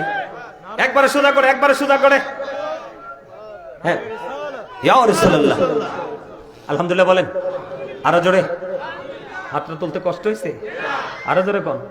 আমার তো আজকে ওয়াজ ছাড়তে ইচ্ছা করতেছে না, অনেক অনেক ভালো লাগতেছে। আলহামদুলিল্লাহ বলেন। কালকে 2টা প্রোগ্রাম করছি। ফার্স্ট প্রোগ্রামেও সেম, সেকেন্ড প্রোগ্রামে 1 থেকে 1.5 ঘন্টার মধ্যে শেষ করে ফেলবো। আর সেই ওয়াজ শেষ হয়েছে 3:45, আরে 3.25 ঘন্টায় আলোচনা। মানুষের মধ্যে বিরক্তি নাই, ঘড়ি চাইয়া দিই, টাইম তো চলে গেছে পার হইয়া। আল্লাহর এই সময় কিভাবে চলে গেল। আলহামদুলিল্লাহ বলেন। আরো জোরে, আরেকটু মহব্বতে। তাহলে জান্নাতে এই নিয়ামত আমাদের দরকার আছে না নাই? আমরা নিয়ামত চাই কি চাই না? আরো জোরে বলে, আরেকটু মহব্বতে। বন্ধুরে আমার, আরো নিয়ামত আছে আপনাদের জন্য। রমজান মাস আপনার আমার জন্য এত বড় নিয়ামত বয়ে এনেছে বন্ধু। কেমন করে বুঝাইলে হৃদয় ঢুকবে, কেমন করে বললে বন্ধু তোমার হৃদয় প্রশান্তি আসবে, কেমন করে বললে তুমি ওই রমজান মাসে আমলটা করার জন্য ইচ্ছা পোষণ করবে, আমার জানা নাই। তবে সর্বোচ্চটা দিয়ে বন্ধু চেষ্টা করতেছি আমি তোমাদেরকে বলি, রমজান মাস এত বড় একটা নিয়ামতের মাস। তুমি যদি রমজান মাসে নরমাল একটা আমল করো, কি করো? নরমাল, একেবারে নরমাল ছোট্ট একটা আমল যদি তুমি করো, নবীজি বলেছে, ও নবীর পাগলেরা তোমরা হৃদয় খুলে শোনো, আমার নবীজি বলছেন তুমি রমজান মাসে যদি তুমি ছোট্ট একটা আমল করো, তাহলে তোমার ওই ছোট্ট আমলটা এমন ভাবে আমার আল্লাহ কবুল করে নিবে। ওই ছোট্ট আমল তুমি করলে আমার আল্লাহ তোমার এই আমলটাকে ফরজে রূপান্তরিত করে আমল নামায় ঢুকায়া দিবে। তার মানে আমরা ছোট্ট একটা আমল করেছি, আমার রাসূল বলেছে তুমি যেন একটা ফরজ আমল করলা। কি করলা? আমার রাসূল বলেছে তুমি যদি রমজান মাসে একটা ফরজ আমল করো, কয়টা? তুমি যদি রমজান মাসে একটা ফরজ আমল করো গো, তাহলে তুমি যেন 70টা ফরজ আমল করলা। আরো জোরে কয় না সুবহানাল্লাহ। তার মানে এক্সাম্পল আপনাদেরকে আমি দিই, যেমন এক ওয়াক্তের নামাজের মধ্যে ফরজ আছে না নাই? যেমন আপনি এক্সাম্পল ফজরের নামাজের ফরজ পড়লেন, কি করলেন? নামাজ আমাদের উপর ফরজ না? আপনি এক ওয়াক্ত নামাজ ফজর পড়লেন, তার মানে আপনার আমল নামায় ঢুকলো 70 ওয়াক্ত ফরজের সওয়াব। আর জোরে কয় না সুবহানাল্লাহ। কিন্তু যদি আপনি নমনীয় হয়ে যান, আপনি যদি সফট হয়ে যান, আপনি যদি আদবের সাথে যদি আমল করেন, নরমালি বন্ধু আপনি যদি একটা আমল করেন, তাহলে একটাই 10 গুণ বাড়ায়া দেয় আমার আল্লাহ। শুধু আখিরি নবীর উম্মতের জন্য। কিসের জন্য? আখিরি নবীর উম্মতের জন্য। আপনি যদি একটা আমল করেন, আমার আল্লাহ আপনাকে 10 গুণ বাড়ায় দিবে, কারণ তিনি আমার নবী, শুধু আমাদের নবী নয়, তিনি নবীদেরও নবী। ইমামুল মুরসালিন। বন্ধুরে আমার, আপনার আমলটা আমার আল্লাহর কাছে বেশি পছন্দ হয়ে গেল, আমার আল্লাহর কাছে বেশি ভালো লাগলো। আমার আল্লাহ বলে, হাবিব আপনি জানিয়ে দেন ওই গাজী সুলাইমান আল কাদরি আমার পাগলটা আজকে গুলবাহারের জমিনে চলে গেল, ওই পাগলটা জানিয়ে দিল আপনার আমলটা 1 থেকে 10, 10 থেকে 70, 70 থেকে 700 গুণ পর্যন্ত বাড়িয়ে দিবে। আর জোরে সুবহানাল্লাহ। আরেকটু মহব্বতে। তাহলে আপনি যদি একটা মিলাদ পড়েন 700 মিলাদের সওয়াব, একটা কোরআন তেলাওয়াত করেন, ও বন্ধু একটা কোরআন তেলাওয়াত করেন, তাহলে আপনার একটা কোরআনে খতম যদি পড়েন 700 কোরআন খতমের সওয়াব। জোরে জোরে কন্না সুবহানাল্লাহ। তাহলে এই রমজানকে হাতছাড়া করা যায়নি। আমরা যাব, করব নি। এখন আপনারা তারাবি কয় রাকাত পড়েন? সবাই কি 20 রাকাতের পক্ষে? 20 রাকাতের পক্ষে কে কে হাত তুলে দেখান? আল্লাহু আকবার। ইয়া রাসূলুল্লাহ। হাত নামান। সবাই 20 রাকাতের পক্ষে। আমি আপনাদেরকে একটা মেসেজ দেই ছোট্ট করে বন্ধু, আপনাদেরকে দেখে বলি, না দেখেও বলতে পারতাম। দেখছেন নি আপনাদের এলাকায় কত মানুষ আছে এখনো আসে নাই, কিন্তু আমার সাথে কখনোই অনেক আগে ফোন একটা রিসিভ যে করছি, ও আজ শুনতেছে তো শুনতেই আছে। আলহামদুলিল্লাহ বলেন না? বিশ্বাস করেন, দৈনিক যদি 5টা প্রোগ্রামও করি, আগামী 20 বছরের প্রোগ্রাম শেষ করতে পারবো না। আপনি দেখতেছিলেন তো, আমি যদি দৈনিক 5টা করে প্রোগ্রাম করি, আগামী 20 বছরের প্রোগ্রাম শেষ হবে না। শুধু বাংলাদেশ না, ওই দেখেন আবার কল দিচ্ছে, উনি টেনশনে পড়ে গেছে, হুজুর কেন কাটলো, আলোচনা শুনবো। ওই দিন এই লোকটাই আরেকদিন আসছিল, প্রায় 46 মিনিটের উপরে, লাস্ট টাইমে ফোন করছে 46 মিনিটের দিকে ওয়াজ শুনতেছে। শুধু দেশ না রে ভাই, এটা আপনাদের দোয়া, ভালোবাসা, মা বাবার দোয়া, মদিনাওয়ালার নাজদিক কারণ। শুধু দেশ না, দেশের বাহির থেকে যে কি পরিমাণ অফার, আপনারা আমার ফোন দেখলে অবাক হয়ে যাবেন। বিশ্বাসই করবেন না যে গাজী সুলাইমান কি আমাদের দেশের লোক কিনা। কিন্তু আমি অহংকার করি না, প্রাউড ফিল করি না। আমার জায়গা থেকে 1 ঘন্টার বেশি কেউ আলোচনা করবে না, সর্বোচ্চ 1.5 ঘন্টা, এত ব্যস্ততা। কিন্তু আমি প্রত্যেকটা প্রোগ্রামে সময় দেওয়ার চেষ্টা করি। কেন জানেন? কারণ আমি মনে করি মাহফিল আমার জীবনের শেষ মাহফিল। কারণ আজকের পরে হয়তো আমার স্টেজে নাও ওঠার সুযোগ হতে পারে। তা আমি প্রত্যেকটা মাহফিলকে ওইভাবে বরণ করে, গ্রহণ করে আলোচনা করি। এই জন্য আপনাদের দোয়ায় হাজার হাজার ভিডিও অনলাইনে আছে, কিন্তু আমাকে নিয়ে ট্রল করার দুঃসাহস কেউ পায়। কারণ আমি সত্যি আল্লাহ রাসূলকে ভালোবেসে, ভুল হতে পারে, ভুল হওয়াটা স্বাভাবিক, ভুলের ঊর্ধ্বে তো কেউ না। কিন্তু এই ঘন্টার পর ঘন্টা আলোচনা করি, আল্লাহ আমার জবান দিয়ে এলোমেলো কথা বের করে না, আমি আল্লাহর কাছে যে শুকরিয়া জ্ঞাপন করে শেষ করতে পারবো না। সকলে বলুন না আলহামদুলিল্লাহ। আরো জোরে। বন্ধুরে আমার একটুখানি শোনেন, আমাদের দেশে রমজান মাসে তারাবি নিয়ে বিতর্ক আছে না নাই? আর একটু মহব্বতে বলেন, আপনারা শুনবেননি? ইজমাউ সাহাবাতি আলা আন্না তারাবিহা 20 রাকাআ, সকল সাহাবায়ে কেরামের ইজমা হয়েছে। কি হয়েছে? কথা বলে না কেন? ঐক্যমত হইছে না? সকল সাহাবায়ে কেরাম, যুবক যুবক তোমাদের আমি হাত জোর করে বলছি রে যুবক, তোমরা এই দুনিয়ার কমার্শিয়াল বক্তাদের কথা শুনিও না। কেন জানো? আমার নবীজি বলে দিয়েছে কিয়ামতের পূর্বক্ষণে যতগুলো আলামত প্রকাশিত হবে, এর মধ্যে একটা আলামত হলো দুনিয়া লোভী মৌলবী। মন গড়া, তোমাকে খুশি করবে তোমার মতো করে, আমাকে খুশি করবে আমার মতো করে। এই বন্ধু মসজিদের সেক্রেটারি সাহেব একটা সর্বোচ্চ পাওয়ার আছে, নবীর দুশমন যদি হয় ওনার মনের ভাষা বুঝবে, কোন কথা দ্বারা ওনাকে দুর্বল করা যাবে, এই সমস্ত মৌলবী পৃথিবীতে প্রকাশিত হবে। আমার নবীজি বলেছেন দুনিয়ার লোভে পড়ে তারা ভুলভাল ফতোয়া দিয়ে সাধারণ মানুষগুলোকে পথভ্রষ্ট করে দিবে, এরা হলো কিয়ামতের আলামত। ওই সমস্ত মৌলবী থেকে তোমরা দূরে থাকো।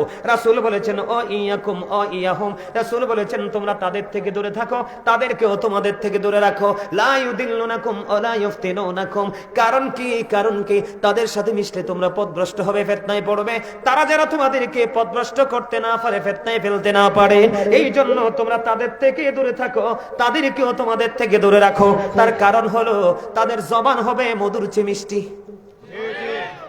রাসূলের কথা আমার নয়, তাদের জবান হবে মধুর চাইতে মিষ্টি, তাদের চরিত্র হবে ফেরাউনের মতো, হিংস্রতা হবে বাঘের মতো।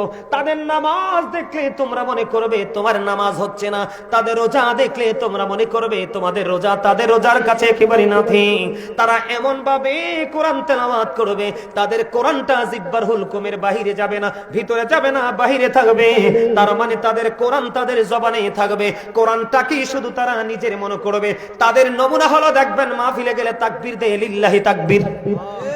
তাদেরকে চেনার উপায় হলো তারা বলবে লিল্লাহি তাকবীর, জোরে জোরে কোন নাউজুবিল্লাহ, আরো জোরে কোন। কি তাকবীর দিবে? তাদেরকে চিনার উপায় হলো তারা লিল্লাহি তাকবীর দিবে, নারে রিসালাত তারা বলবে না। তারা বুঝে না আল্লাহু আকবার যেখানে মুহাম্মাদও সেখানে, ফরজ নামাজ যেখানে সুন্নাত নামাজও সেখানে, লা ইলাহা ইল্লাল্লাহ যেখানে মুহাম্মাদুর রাসূলুল্লাহ সেখানে। রমজান মাসের দিকে তাকিয়ে দেখেন, আপনি দিনের বেলা রোজা রাখলেন, আল্লাহ বলে হাবিব আমি দিনটা আমি আপনার ভাগে নিয়ে নিলাম, এটা ফরজ আমার জন্য, আর রাত আমি আপনার পক্ষে দিয়ে দিলাম, এটা আপনার উম্মতের জন্য। দিনের বেলা রোজা রাখা ফরজ, আর রাতের বেলা আপনি করেন সুন্নাত এবং নফল। সুন্নাত নফল মুস্তাহাব সব যায় নবীর দিকে। চিনতে পারছেননি? নবীজি আরো বলে দিয়েছেন তোমরা তাদেরকে চিনার আর একটা উপায় হলো তাদের ঘাড় হবে মোটা, তাদের সাইজ হবে আনচায়, তারা ঘন ঘন ভাবে মাথার চুল ফালাবে। ওই দেখছেন নি আপনাদের খতিব সাহেব একটিভ আছে, থ্যাংক ইউ ভেরি মাচ। আমার ভাই বলেছে বুখারী শরীফের হাদিস, একদম সহিহ হাদিস, ঠিক কি না বলেন? তাদের কথা শোনা যাবে না। বলে হুজুর এই তারাবি থেকে আপনি অন্যত্রে গেলেন কেন? আমি আবার পরে শোনাই, আপনাদের যেন অসুবিধা না হয়, আপনারা যেন বুঝতে বন্ধু অসুবিধা না হয়। কারণ বন্ধু আমি এসেছি আপনাদেরকে বাঁচানোর জন্য।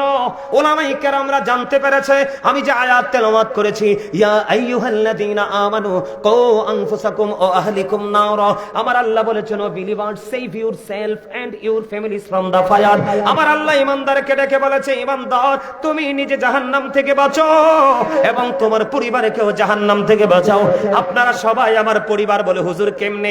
আমরা সবাই প্রাণের নবীকে ভালোবাসি, আহলে সুন্নাত ওয়াল জামাতের অন্তর্ভুক্ত। আহলে সুন্নাত ওয়াল জামাত হিসাবে নবীর প্রেমের কাতারে আপনারা সবাই আমার আপন।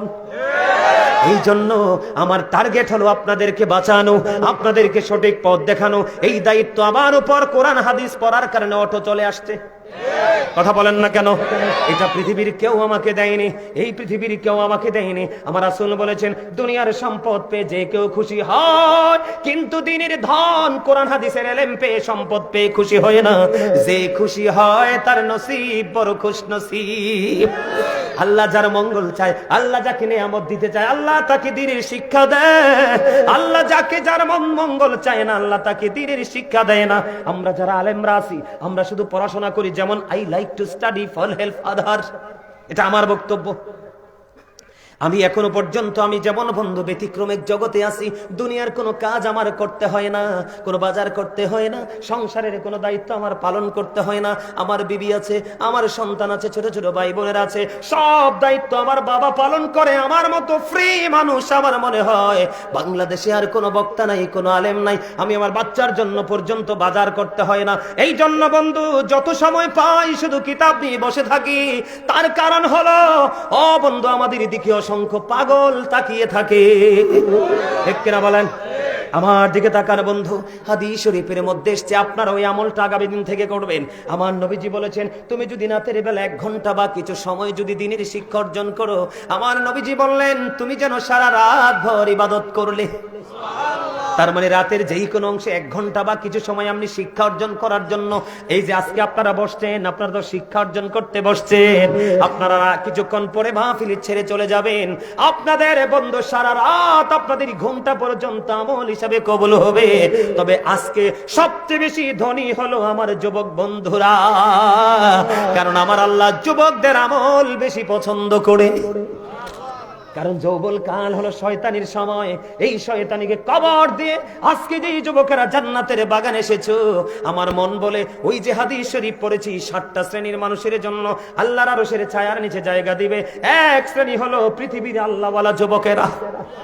সুবহানাল্লাহ বলেন না? আমার রাসূল বলেছে, এবার আসেন, একদিন যদি আপনি দ্বীনের শিক্ষায় নিজেকে নিয়োজিত রাখতে পারেন, অর্জনে, দ্বীনের শিক্ষা অর্জনে যদি আপনি একটা দিন যদি সময় দিতে পারেন, আমার নবীজি বলেছে একদিন দ্বীনের শিক্ষা অর্জনের মধ্যে নিজেকে নিয়োজিত রাখলো যে সে 3 মাস যেন রোজা রাখলো। তার মানে একদিন আপনি যদি দ্বীনের শিক্ষা অন্বেষণ করেন, আপনি 3 মাস রোজা রাখার সমান সওয়াব আপনার আমলনামায় ঢুকবে। ওমা সহজ মনে করছে? মানে তার মানে 3 মাস হইলে 3 বছর রোজা লাগবে। কয় বছর? রোজার মজা কত জানেননি? আমার রাসূল বলেছেন, রমাদান ও ইলা রমাদান, আপনি এক রমজান থেকে আরেক রমজানের মাঝখানে যে গ্যাপ আছে, 2 দিকে রোজার কারণে আপনার মাঝখানে গুনার কাফফারা হয়ে যাবে। তবে শর্ত দিয়েছে রাসূল, কবিরা গুনাহ করা যাবে না, কবিরা গুনাহ থেকে বেঁচে থাকতে হবে। আমার কালা বাইটা যাই গিয়ে কি লেগে এর আগে যায়নি জিকান আমার কালা বাইটারে। হ্যাঁ ঠিক আছে, আর হাসি বুঝতে পারছি সে মাহফিল ছেড়ে যায় না। আলহামদুলিল্লাহ কোন? এই কারণে বলছি, এই যুগের মৌলবীরা ফিতনা দিবে, কারণ এদের সঠিক শিক্ষা থাকবে না। দাদা ভাই ঠিক নিও, ওই খতিব সাহেব ঠিক সাহেব কোন, তারা সঠিক শিক্ষা থাকবে না, সঠিক কিতাব পড়ার নসিব হবে না। যারা তারাবিকে ছোট করেছে, বিভিন্ন আমলকে ছোট করেছে, নবীর প্রেমকে কবর দিয়েছে, তারা দেখেন মাদ্রাসা এবং রাস্তায় ভিক্ষা করে। কথা কয় না কেন? কিন্তু আহলে সুন্নাত ওয়াল জামাতের মসজিদ মাদ্রাসা স্টুডেন্টরা কখনোই রাস্তায় দাঁড়ায় দাঁড়ায় ভিক্ষা করে না, কারণ এই শিক্ষা আমার নবীর নাই। কথা কয় না কেন? আরো জোরে বলেন না, আর একটু মহব্বতে। বন্ধুরে আমার, আপনার আমার প্রাণের নবী তিনি কি বলেছেন? আমার আপনার প্রাণের নবী অত্যন্ত চমৎকার ভাবে আপনাকে আমাকে স্ট্রংলি তিনি বলে দিয়েছেন। আমরা হৃদয় উজাড় করে শুনবো আপনার আমার প্রাণের নবী কি বলেছে। দেখেন সাহাবায়ে কেরাম, আমার নবীজি বলেছেন, ইসমাউ সাহাবাতি আলা নাতরবিহা 20 রাকাআ।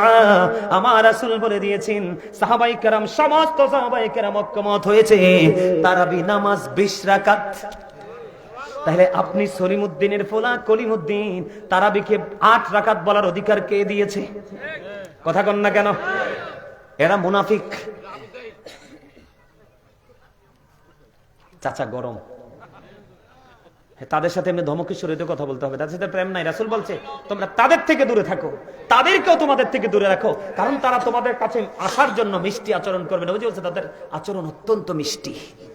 একবারে দেখবেন ফেক হয়ে যাবে, আপনার ফ্যাটটার মধ্যে ঢুকে আপনার ইমানটা সবটা বের করে ফেলবে। কথা কয় না কেন? তাহলে তারাবি নামাজ কত রাকাত? সকল সাহাবায়ে কেরাম ঐক্যমত হয়েছে, তাদের ইজমা হয়েছে। কত রাকাত?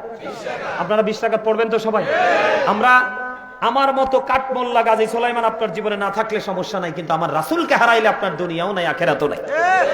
নবীর কথা মানা মানি তো রাসূলকে ভালোবাসা, নবীর কথাকে মূল্যায়ন করাই তো রাসূলকে ভালোবাসা। ঠিক করে বলে? তারাবি নামাজ কয় রাকাত? তবে তারাবি নামাজটা জামাতে পড়তে হবে শর্ত নয়, আপনি একাকীও পড়তে পারবেন। আমার নবী বন্ধু নির্দিষ্ট নয় 2 থেকে 3 দিন তারাবি জামাতে পড়ে আর পড়েনি। তার কারণ হলো নবী যদি তারাবি নামাজটা কন্টিনিউ জামাতে পড়ে তাহলে উম্মতের জন্য জামাতটা বাধ্যতামূলক হয়ে, কথা কয় না? তারপর জামাত ছাড়া নবীজি পড়েছেন কি ছাড়া? তা আপনারাও জামাতে পড়লে ভালো, এটার আর খোয়া যাবে না, বাদ যাবে না, ঠিক না বলেন? তবে আমাদের দেশে একটা মজা আছে, খতম তারাবি হয়, হাফেজ যদি বালা হয় তো কোরআন তেলাওয়াত করতে থাকছে, শুনতে তো মজাই লাগে, ঠিক না বলেন? হাফেজ কোরআন শরীফ যখন কোরআন তেলাওয়াত করবে আরাম করে শুনবেন, কারণ যিনি পড়ে ওনার 1000 সওয়াব, যিনি শুনে তার 2000। সুবহানাল্লাহ কয় না কেন? আর রমজানে তো ব্যতিক্রমী, আরো জোরে বলেন না। তাহলে কি করতে হবে? রমজান রোজা 20 রাকাত পড়তে হবে। সকল সাহাবায়ে কেরাম ঐক্যমত হয়েছে 20 রাকাত তারাবি। এখন সাহাবীদের মর্যাদা কেমন একটু বোঝার দরকার আছে না নাই? আমার রাসূল বন্ধু তিনি বলে দিয়েছেন, ক্বালা মান সাব্বা নাবিয়া ফাকতুলুহু ওয়া মান সাব্বা সাহাবী ফাদরিবুহু। নবীকে যারা গালি দেয়, তোমরা যদি নবীর প্রেমিক হও, নবীওয়ালা হও, তাকে হত্যা করে ফেলো। ওমটা হাদিস শরীফ তো, আমার বানানো কথা না তো। নবীকে অপমান করলে, নবীর ইজ্জতের চাদর ধরে টান দিলে, নবীকে গালি দিলে, তুমি যদি নবীর প্রেমিক হও তাকে হত্যা করে ফেলো। ওমান সাব্বা সাহাবী ফাদরিবুহু, সাহাবায়ে কেরামকে যদি কেউ গালি দেয়, তাদের ইজ্জতের চাদর ধরে টান দেয়। গুলবাহারের যুবক, ও আমার ভাই বাবারা, নবীজি বলেছে তাদেরকে প্রহার করো, তার মানে বাইন্দা পিটাও। তাহলে সাহাবীর দাম আছে না নাই? আরে জোরে কোন আছে না? নবীর অপমান কেমনে করে? নবীরে যদি কয় আমার মতো, তাইলে শেষ। নবীজি আজ থেকে 1500 বছর আগে বলেছেন, ক্বাল আইয়ুকুম মিসলি, তোমরা কে আছো আমার মতো, ঠিক না? আমার নবীর মতো কেউ নাই। তাহলে তুমি যদি বলো নবী তো আমার মতোই, তাহলে তুমি গুস্তাখি করেছো, তোমাকে হত্যা করা উচিত। নবীর ইজ্জতের চাদর ধরে টান দেও, কুফরি করলে আর সে ইমানদার থাকে না, ঠিক না? ঠিক। আরে জোরে বলেন। মহাব্বত করে বলছি বন্ধু, হৃদয় উজাড় করে আপনাদেরকে শুনতে হবে। বন্ধু, সাহাবীদের ঘোড়ার নিচের 3 আঙ্গুলের 1 চিমটি মাটি, সাহাবীদের ঘোড়ার নিচের 3 আঙ্গুলের 1 চিমটি মাটি যদি একটা পাল্লায় তোলা হয়, আর সমস্ত গাউসে পাক থেকে কিয়ামত পর্যন্ত যত আল্লাহর ওলি পৃথিবীতে আসবে, সবগুলো আল্লাহর ওলিকে যদি একটা পাল্লায় তোলা হয়, ওই সাহাবীদের ঘোড়ার নিচের 3 আঙ্গুলের 1 চিমটি মাটির ওজন ভারী হবে। সর্বশেষ একটা আলোচনা করব আজকে। কি একটা ওয়াজ করা দরকার, আপনারা শুনলে করব। গতকালকে আমি অনেক রাত্র হয়েছে, বাসায় ঢুকছি, যে সভাপতি সাহেব অ্যাক্টিভ আছে দুনোটা, এটাও একটু ওইটাও অ্যাক্টিভ। এইরকম সেক্রেটারি সভাপতি হইলে মসজিদ কখনো নষ্ট হবে না। আরো জোরে কোন। আমি বিভিন্ন জায়গায় মাহফিলে দাদা ভাই যাই, ওরে বাপরে বাপ, সভাপতি এত মোটা, মনে আমরা 5 জনও ধরতাম না। আসলে কোন মোটার কথা কইছি বুঝছেন নি? এত ভাব, মনে রাখবেন, যার মধ্যে আছে ভাব তার মধ্যে আছে প্রকৃত প্রেমের অভাব। ওমা জিদি কয় না, প্রেমের অভাব মানে বুঝেন নাই? প্রকৃত ইসলাম নাই। যদি থাকতো সে তো প্রাউড ফিল করতো না, অহংকার করতো না, ঠিক না? ঠিক। আপনাদের দুটোটাই সফট, আলহামদুলিল্লাহ বলেন। আমি শুধু জুম্মার দায়িত্ব ছাড়ছি সভাপতি সেক্রেটারি বেদফির কারণে। সুদের ওয়াজ করলে কানে কানে খুচরি না করলে হয় না, ফিসা দিয়ে ফিরি বেটা তোর কপাল চাই। আলহামদুলিল্লাহ। আরে ভাই, খতিব সাহেবকে বলতে দিবেন, আপনি মানবেন কি মানবেন না সেটা ডিসাইড করবেন আপনি। তাকে বলতে দিতে হবে। আজকে হয়তো ভালো লাগছে না, আগামী দিন ভালো লাগতেও তো পারে। কিন্তু কখনো কোনো ইমাম সাহেব, খতিব সাহেবদের কণ্ঠ চেপে ধরা যাবে না, তাদের বাকরুদ্ধ করা যাবে না, তাদেরকে উন্মুক্ত করে দিতে বলতে থাকেন। কে যে হেদায়েত হবে সেটা মালিক জানে, কিন্তু বলতে হবে, ঠিক না? ঠিক। বলতে লাগলে বলতে থাকবেন শুধু। আলহামদুলিল্লাহ বলেন। আমি কালকে প্রোগ্রাম শেষ করে যাচ্ছিলাম, আমি দেখি নাই, আমার সাথে যারা ছিল এবং আমার ড্রাইভার, আমাদের কুমিল্লা সিটি যখন আমি ক্রস করে ঢুকছিলাম, আমার বাসার যে গলি, সেই গলি দিয়ে তখন একটা মোড় নিতে হয়, একটা টার্নিং নিতে হয়। টার্নিং এ দেখছে একটা মহিলা, একটা সিঙ্গেল একটা মহিলা, সে মসজিদে নামাজ পড়ে বাসার দিকে যায়, রাত্র প্রায় 2:30 থেকে 3টা। কয়টা? 2:30 থেকে। আপনারা হাদিস কোরআন জানার দরকার নেই, আপনারা বলেন একটা নারী কি রাস্তায় এত গভীর রাতে নিরাপদ? না, কখনোই না। সে কি মসজিদে এসে নামাজ পড়া তার জন্য ফরজ? ফরজ। আরে নারীদের উপর তো আমার আল্লাহ জুম্মার নামাজ, ঈদের নামাজ ফরজ করে নাই, জামাত ফরজ করে নাই। যেই জায়গাতে তাদের উপর নামাজটাই ফরজ করে নাই, তাহলে জামাত পড়ার তো প্রশ্নই আসে না। কথা বলেন না ভুল বলছি? সাইয়্যিদুল আইয়াম, জুম্মার দিন শ্রেষ্ঠ দিন ফ্রাইডে, শুক্রবার, যেই দিনটা রোজার ঈদ কুরবানির ঈদের চাইতে উত্তম, সেই দিনে নারীদের জন্য নামাজ ফরজ না, তাইলে তারা কোন যুক্তিতে মসজিদে নামাজ পড়তে যায়? আমার কথা কি বুঝতে পারছেন? আপনারা দেখছেন কিনা জানি না, উত্তর দিকে গত বছর অনলাইনে দেখেছি একটা মহিলা ভোর রাতে সাহারি খেয়ে এসে এক ঘর থেকে আরেক ঘরে যাওয়ার সময় এক নিঝুম জায়গায় কয়েকটা ছেলে ধরে গভীর রাতে তাকে ধর্ষণ করেছে। নাউজুবিল্লাহ বলেন, আরো জোরে বলেন। আপনারা ঘেটে দেখবেন অনলাইনে, আমি ভিডিওটা ভালো করে দেখেছি, খবরটা এইভাবে আসছে। ওই বাড়ি থেকে অন্ধকারে চাপিয়ে ধরেছে, তার ইজ্জত লুটি নিয়েছে। আমার আল্লাহ বলে দিয়েছেন, ওয়াকরনা ফি বুয়ুতিকুন্না ওয়ালা তাবাররাজনা তাবাররুজাল জাহিলিয়াতিল উলা। আল্লাহ নারীদেরকে বলছে, ওই জাহিলি যুগের নারীদের মতো তোমরা তোমাদের রূপটা বেগানা পুরুষকে, তার মানে তোমরা পর্দা করো, ঘরে থাকো। যদি ঘর থেকে বের হয়, ঘর নিয়ে বের হয়, তারপরও নারীদের একলা বের হওয়ার কোনো বিধান হয়? উপযুক্ত ছেলে থাকতে হবে, না হয় স্বামী থাকতে হবে, না হয় বাবা থাকতে হবে। একটা নারী তার সীমানা ছেড়ে কি করতে পারবে না? একাকী বিচরণ করতে পারবে না। আল্লাহ রাসূল বলেছে, নারীরা হলো গোপনীয় জীব। নারীরা কি? গোপনীয় জীব। তোমরা গোপন জায়গায় থাকো। নারীরা যখন প্রকাশ্যে আসে তখন শয়তান তাদেরকে দেখলে উকি ঝুঁকি দেয়। এটা হাদিস শরীফ। উম্মে মাকতুমের পুত্র আব্দুল্লাহ নবীজির দরবারে আসতেছে, মাইমুনা সহ আমার নবীজির দরবারে উম্মে সালমা সহ ছিলেন। যখন খেয়াল করেন নারী দ্বারা কত সেনসিটিভ ভাবে থাকতে হবে। যখন উম্মে মাকতুমের পুত্র আব্দুল্লাহ নবীজির দরবারের দিকে আসতেছে, এবার আমার নবী উপস্থিত নারীদেরকে বললেন, তোমরা এখান থেকে আত্মগোপন করা, উঠে চলে যাও। ইয়া রাসূলুল্লাহ, ইয়া হাবিবাল্লাহ, নবী গো, উম্মে মাকতুমের পুত্র আব্দুল্লাহ কি অন্ধ নয়? আমার নবীজি বললেন, উম্মে মাকতুমের পুত্র অন্ধ, কিন্তু তোমরা তো অন্ধ না। হাদিস শরীফ। তার মানে কি? আপনি হয়তো বোরকা পরেছেন, চোখ দুটিতেও খোলা আছে। আপনি কি মসজিদে যখন যান, আপনার কি হয় না? অন্য পুরুষের দিকে দৃষ্টি যায় না? তো নবীজি তো বলেছে, আব্দুল্লাহ অন্ধ, আব্দুল্লাহ হয়তো তোমাকে দেখবে না, কিন্তু তুমি তো আব্দুল্লাহকে দেখবে।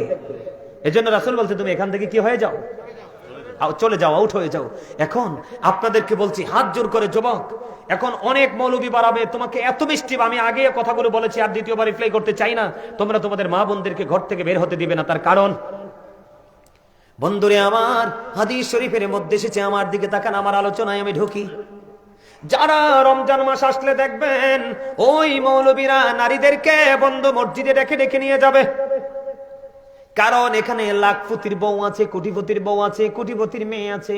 এমন ভাবে বক্তব্য দিবে, যেই বক্তব্যে কোটিপতির পকেটের টাকা হুজুরের পকেটে আসবে। কথা কয় না কেন? জামাই কি বলবে না, স্বামী কি বলবে না, এটা একটা অপরাধ। পকেট কাটবে, পকেট কেটে আরেকজনকে নিয়ে দিবে, এটা হলো আরেকটা অপরাধ। আমি যদি নারীর পর্দা নিয়ে ওয়াজ করতাম, আউটসাইড গুলো সবগুলো নিয়ে আলোচনা করতাম, কিন্তু আমার মিশন হলো, লাস্ট আজকের টপিক হলো, নারীরা ঘরের বাইরে গিয়ে না মসজিদে নামাজ পড়তে পারবে কিনা। কোরআন হাদিস কি বলে? কোরআন থেকে তথ্য পেয়ে গেলাম, নারীরা ঘরে থাকো। কে থাকো? ওই জাহিলি যুগের নারীদের মতো নিজেদের কন্যরূপ পুরুষের সামনে কি করো না, প্রেজেন্ট করো না। হাদিস শরীফের মধ্যে এসেছে, বন্ধু মেহমাইদ ডেকে বললেন, ইয়া রাসূলুল্লাহ, ইয়া হাবিবাল্লাহ, নবী গো, ও প্রাণের নবী, আমি আপনার পিছনে নামাজ পড়তে পছন্দ করি। খেয়াল করেন যুবক, তোমরা খেয়াল করো, ওই মুনাফিক মার্কা মৌলবীরা, ওই খবিসরা কোরআন হাদিস ভালো করে পড়তে জানে না। কারণ ভালো কিতাব কেনার সক্ষমতা তাদের নাই। এই জন্য তারা ধান্দায় আছে পৃথিবীর উপার্জন নিয়ে। ঠিক কিনা বলেন? এই জন্য তারা টার্গেট করে কলেজ ইউনিভার্সিটির স্টুডেন্টদেরকে, ইয়াং জেনারেশনকে তারা টার্গেট করে করে সমাজের মধ্যে হট্টগোল লাগায়, লাগাইয়া মসজিদ থেকে সঠিক আলেমকে বের করে। কথা কয় না কেন? সঠিক আলেমদেরকে বের করে সমাজের মধ্যে হট্টগোল লাগাইয়া একটা সিমক্রেট করে বন্ধু আল্লাহ রাসূলের দুশমন মৌলবী ঢুকায়, আর তখনই সমাজটা গোমরা হয়। তার একটা এক্সাম্পল, বেশ কয়েকদিন আগে আমি বন্ধু একটা মাহফিলে গেলাম, সভাপতি সাহেব বাম পাশে সম্ভবত বসা ছিল, মনটা খুব খারাপ। আমি বারবার বলি সুবহানাল্লাহ বলেন, আলহামদুলিল্লাহ বলেন, কিন্তু মানুষগুলো সুবহানাল্লাহ বলে না, আলহামদুলিল্লাহ বলে না, দুরূদ পড়ে না। সভাপতি কানে কানে আমার বলে, হুজুর আমার জীবনে আমার এই মাঠে আপনার মতো আলোচক কোনোদিন আনতে পারিনি। আপনার কথাগুলো, আমি তো কোরআন হাদিস পড়িনি, আপনার কথাগুলো আমার কাছে এত প্রেমময় মধুময় মনে হয়েছে গো হুজুর। আমার সমাজের মানুষগুলোর কোনো দোষ নাই, ওই নবীর দুশমনেরা ভালো দলিল দিতে পারে না, কোরআন হাদিস থেকে আলোচনা করতে পারে না, ওরা বেদাত বলতে বলতে আমাদের পুরো সমাজকে নষ্ট করে দিয়েছে। এখন মানুষ কোনো আমল করতে ভয় পায়।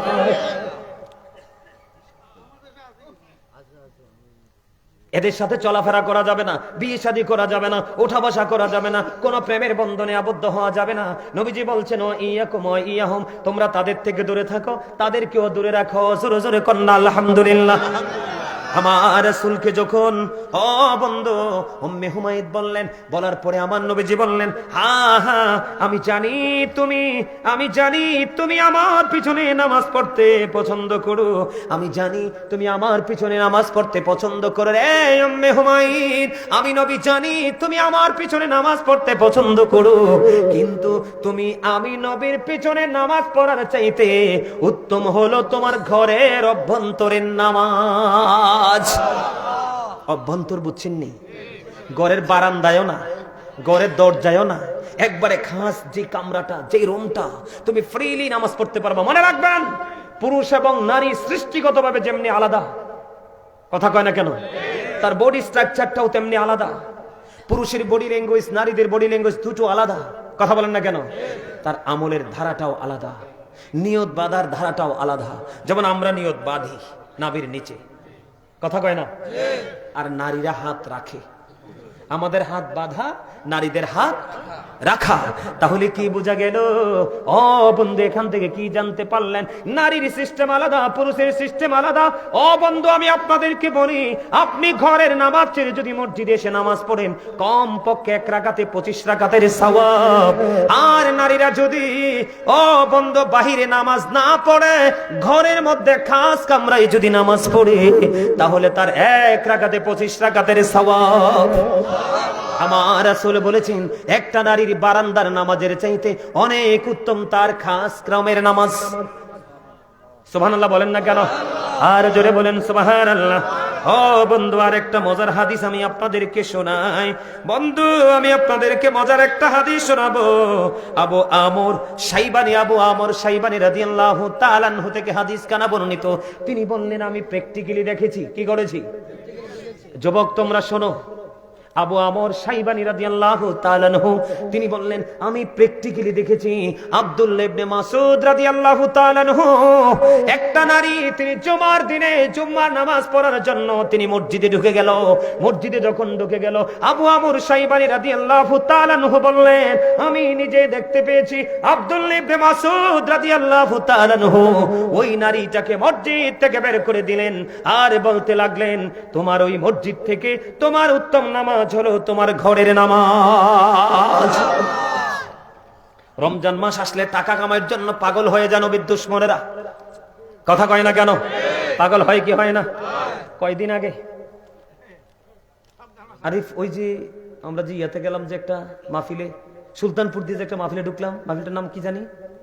আরে কয়দিন আগে যে একটা মাহফিলে গেলাম সুলতানপুর দিয়ে, হ্যাঁ না সোহাদা দরবার শরীফে না, তার আগে ওই যে একটা হুজুর যে দাওয়াত দিল, সারা জীবন কইছে আমরা মাহফিলের তাবারুক খাওয়া বেদাত, মিলাদের তাবারুক খাওয়া বেদাত। বিশ্বাস করেন, আমার ড্রাইভার আমাকে বলতেছে, হুজুর কয় আপনি পিছনেরটি কি কইতে পারবেন না? আমি কই না, কয় পিছনেরটি হইলো যেই আমাদেরকে আজীবন বেদাতই বলছে, আমাদের মিলাদকে তাবারুককে বেদাত বলছে, এরা সবগুলো মাহফিল ছেড়ে যখন আমরা তাবারুক দেওয়ার সময় যে সব ডিফলেট প্লে বসে গেছে। কথা কি বুঝতে পারছেন আমার? কয়দিন আগে এক বুড়িমা ফোন দিল চট্টগ্রাম থেকে, একবারে বুড়া। তো ওই মুরব্বীর মানে মানুষকে আল্লাহর রাস্তায় খাওয়াইতে মন চাইছে। কি চাইছে? তো খাওয়াইতে যে মন চাইছে, তো আশপাশে ওই আমরা বেদাতি কয় আর কি, আসলে এরার পকেট ভর্তি বেদাত। আমার কথা কয় না, বেদাত না। এরা যে রাস্তায় দাঁড়ায় দাঁড়ায় কালেকশন করে টাকা খুঁজে এই রিসিট বই দিয়ে দিয়ে রাস্তায় রাস্তায় ফোলাফাইন্ডে পাঠায়, এটা কি নবীজির যুগে ছিল? কথা কয় না। রমজান মাসে তো কেয়ামত করে ফেলায়, ব্যবসায়িকরা অধিষ্ঠ হয়ে যায়। আমার যত প্রিয় ব্যবসায়িক আছে আমাকে একটার দিকে ফিরা চাইবা না, এগুলো নবীর দুশ্মন। আমার কথা কয় না। নবী কি ভিক্ষা করাইছে সাহাবীদের কি দিয়ে? হ্যাঁ, তো এটা তো বেদাত। তা আমরা সুন্নিরা কি কোনোদিন কইছি যে তোমরা বেদাত করো? বলি নাই তো। এই আপনাদের মসজিদে কাতার আসেনি কোন? কথা কয় না, আসেনি? মোর সাহাবীদের জমানায় তো কোসাইয়াম, এই কোসাইয়াম গ্রামের কথা। আপনাদের মসজিদে কাতার আসেনি? তো সাহাবীর যুগে কি কাতারে নামাজ ছিল? তো আপনি যখন কাতার করলেন, এটাও তো বেদাত। এটা তো একবারও কর না। কথা কয় না কেন? আপনি যে টং দোকানের মতো 3 তলা 4 তলা 5 তলার উপর ছোট্ট ছোট্ট ব্যবসা, আপনি যে মাদ্রাসা মুক্ত বানাইলেন, এটা তো নবীর যুগে ছিল না, এটাও তো বেদাত। ব্যবসা করতেছেন, আমরা তো কোনোদিন আপনাদেরকে বকা দিই নাই। আমি নবীকে ভালোবেসে আমি নবীর প্রেমে পড়ে দুরূদ পড়ছি, মিলাদ পড়ছি, কিয়াম করছি, দাঁড়ানো কি নাজায়েজ? সাহাবীরা যদি দাঁড়াইতে পারে, হাসান ইবনে সাবিত মসজিদে নববীর মিম্বরে দাঁড়ায় নাই? আপনারা এখানে মদিনায় গেছেন, আসেননি কেউ? আসেন? আচ্ছা চাচা বলেন তো, নবীজির রওজায় যে গেটে ঢুকেন, একটা সেকেন্ডের জন্য দাঁড়াবার সুযোগ আছে? বসার সুযোগ আছে? আরে মিয়া, বসা তো থাক দূরে, দাঁড়াইবার তো সুযোগ দিবেন আপনাকে। দাঁড়িয়ে নবীজিকে সালাম দিয়ে বের হয়ে যাও। তা আমি নবীজিকে দাঁড়িয়ে সালাম দিব, আপনি আমাকে বেদাতে বলে দিলেন? সূরা ফাত খুলে দেখেন, আল্লাহ বলেছেন অত আজিরহু অত আকিরহু, help him and respect him. তোমার রাসূলকে সাহায্য করো এবং সম্মান করো। আর নবীজিকে আমরা সম্মান করি না দাঁড়িয়ে? কথা বলে না কেন? কথা বলেন, সম্মান করি না? তো সম্মান কি না যায়? নবীজিকে সম্মান করা, ভালোবাসা তো ফরজ। নবীজি কি মারা গেছে? আল আম্বিয়া ও আহিয়াউন ফি কুবুরিহিম ইউসাল্লুন। নবী আপন আপন রওজায় জিন্দা নামাজরত অবস্থায়। তো তুমি যদি বলো আমার নবীকে ভালোবাসলে এটা বেদাত হয়, তো তোমাকে আর তোমার আওলাদকে বললা যায় যে আমার মরার পরে নবীর আমার কবরে রাইখা বিসমিল্লাহি ওয়া আলা মিল্লাতি রাসূলিল্লাহ কইও না। কথা কয় না কেন? তুমি নবীরে বাদ দিবা কেমনে? আমার আল্লাহ যেখানে নবী সেখানে আল্লাহ কয় হাবিব। Allah of the first pillar is the lord of all, রব্বুল আলামিন। মুহাম্মদ রাসূলুল্লাহ সাল্লাল্লাহু আলাইহি সাল্লাম is the blessing for the world, রাহমাতাল লিল আলামিন। আমার আল্লাহ কয় আমি সৃষ্টি জগতের সীমানা বরাবর আমি রব্বুল আলামিন, ঠিক সেই সীমানা বরাবর আমি আপনাকে বানিয়েছি রাহমাতাল লিল আলামিন। তো তুমি নবীর ছোট করো কিল্লে? তো তোমার তো কপাল পুড়ছে। কথা কি বুঝতে পারছেন আমার কথা? মনে রাখবেন, আমি আপনাদের কাউকে মিন করে বলছি না, সত্যটা তুলে ধরছি। কারণ সত্য বললে কারো না কারো খারাপ লাগবে। কথা বলে না? কারণ আল হাক্কু মুররুন, হক কথা তো তিতা। কিন্তু আল্লাহ বলতেছে অকুলু কাউলান সাদীদা, তিতা হইলো সত্যটাই বলো, সে দ্য রাইট থিং। কেন সত্যটা কেন বলতে হবে? হযরত মুহাম্মদ সাল্লাল্লাহু আলাইহি সাল্লাম was born in Arab country. His father's name was Abdullah. His mother's name was Amina. His father died before he was born. He lost his mother in his childhood. He was very truthful. আপনার আমার নবী ছিলেন শ্রেষ্ঠ সত্যবাদী। সুবহানাল্লাহ কয় না? Allah is all in all. Follow his law and light for eternal success. আল্লাহ সবকিছু, কিন্তু আপনাকে ফলো করতে হবে ল এন্ড লাইট, আল্লাহ এবং রাসূল, কোরআন এবং হাদিস। তারপরে আপনি পরিপূর্ণ সফলতা অর্জন করতে পারবেন। আপনাকে ফলো করতে হবে একটা মদিনাওয়ালা, আর যার অন্তরে মদিনাওয়ালা আছে আপনি সেই আলেমের সাথে প্রেম লাগান, অন্যথায় জীবনে নসিব খুলবে না। এটা আল্লাহ এবং আল্লাহ রাসূলের কথা। এই আমার কাছে বিশেষ করে আমার কাছে আফসোস লাগে, আমরা মুসলমান নবীর উম্মত হওয়ার পরে নবী চিনতে পারি নাই। আমেরিকার গবেষক মাইকেল এইচ হার্ট তিনি বক্তব্য দিয়েছেন, the 100 A ranking of the most influential person in the history. তিনি 100 জন প্রভাবশালীর তালিকা করলেন। ইনফ্লুয়েন্সিয়াল দ্বারা আপনার আমার প্রাণের নবীকে শ্রেষ্ঠ প্রভাবশালী হিসেবে আখ্যায়িত করলেন। আপনার আমার সুপরিচিত ডক্টর আহমদ পেয়ারা বাগদাদি পীর সাহেব কেবলা, যিনি বসরা ইউনিভার্সিটির লেকচারার ছিলেন, অসংখ্য কিতাব তিনি ইংলিশ, আরবি, বাংলা, উর্দুতে লিখেছেন। অসংখ্য কিতাব শুরু থেকে শেষ করার নসিব আমার হয়েছে। ওনার একটা বক্তব্য আমার হৃদয় ছুঁয়েছে। তিনি বলেছেন, of all the great religious personalities of all prophet, Muhammad Rasulullah sallallahu alaihi wasallam was the most successful. পৃথিবীর বুকে যত নবী রাসূল এসেছে, সকল নবী রাসূলের মধ্যে আপনার আমার প্রাণের নবী ছিলেন সবচেয়ে সফল। আমরা সেই নবীর উম্মত হয়ে ধন্য না নগণ্য? আরো জোরে বলেন, আরো জোরে। আমার একটা ভাই আমাকে 500 টাকা হাদিয়ে দিয়ে বলছিলেন, হুজুর আপনি একটা গজল গাইবেন। ভাইটা কোথায়? কোথায়? হাত তোলো। তুমি দেখছেন কত পিছের থেকে হাদিয়া দিয়ে গেছে। আমি তোমার জন্য আজকে অনেকগুলো গজল গাইবো। গজল গেয়ে আজকের মাইলাত কি আমি শেষ করে দিব। গাইবো? আপনার নবীর প্রেমে পাগল তো?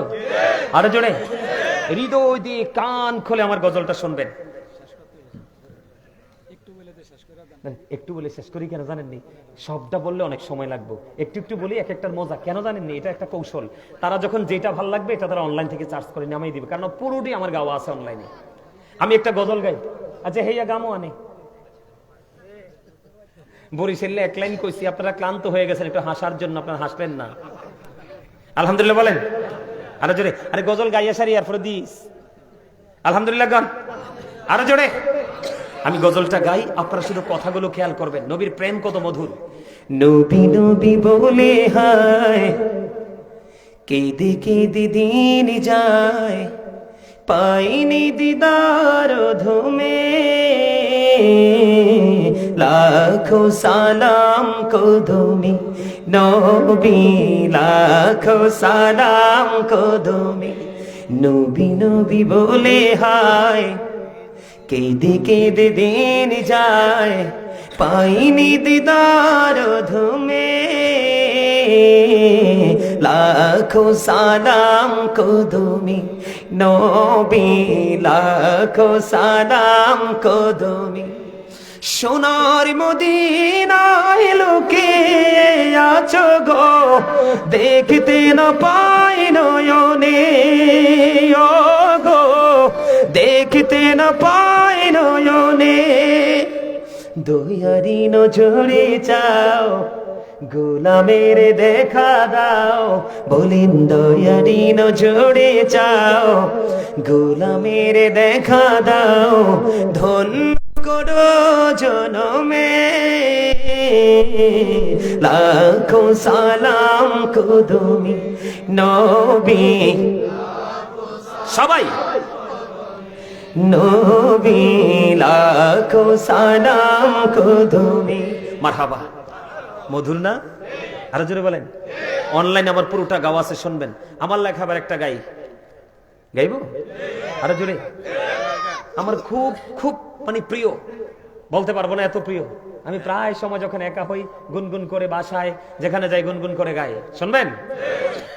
ওগো নবীজি কেমন করে বলো তোমায় দেখি, ওগো নবীজি কেমন করে বলো তোমায় দেখি, আছো তুমি ওই মদিনায়, আছো তুমি ওই মদিনায়, সঙ্গে নিয়ে দুই প্রেমিক সাথী, কেমন করে বলো তোমায় দেখি, বলেন ওগো নবীজি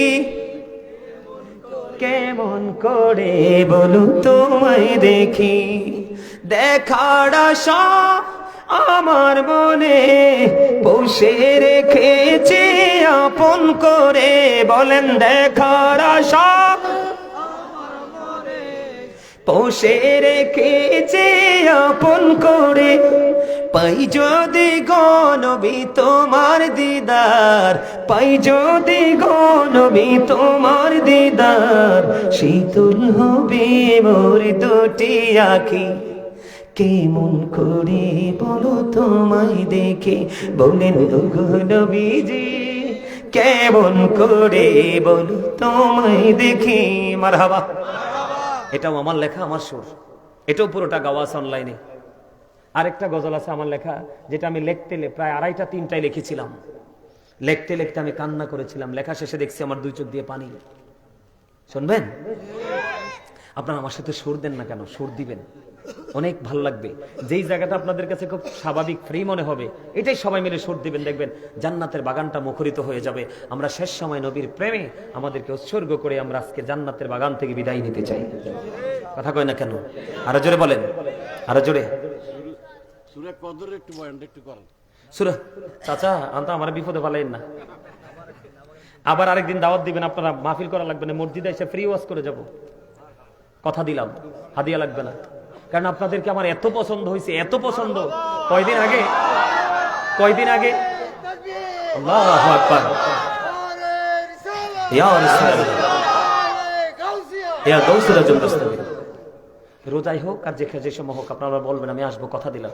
কয়দিন আগে আমি আপনারা কাদের সাথে দেখা করে গেছিলাম না, এদিকে ওইদিকে একটা মাহফিলে, শাসন খোলা।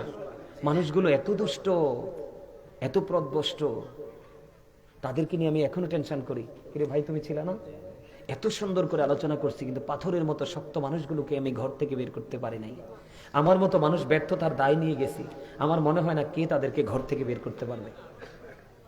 কিন্তু আজকে আমি ভয়ে ভয়ে ছিলাম আপনাদের এখানে যে আসছি, সত্যি কথা। আমি আল্লাহ যদি ওই দিনের মতো হয় তাহলে আমি আলোচনা কিন্তু করব না, কিন্তু এসে দেখলাম পুরোই ব্যতিক্রম একটা দৃশ্য। আল্লাহ আপনাদের সবাইকে মদিনাওয়ালার প্রেমিক হিসাবে কবুল করুন। আরো জোরে বলেন আমিন।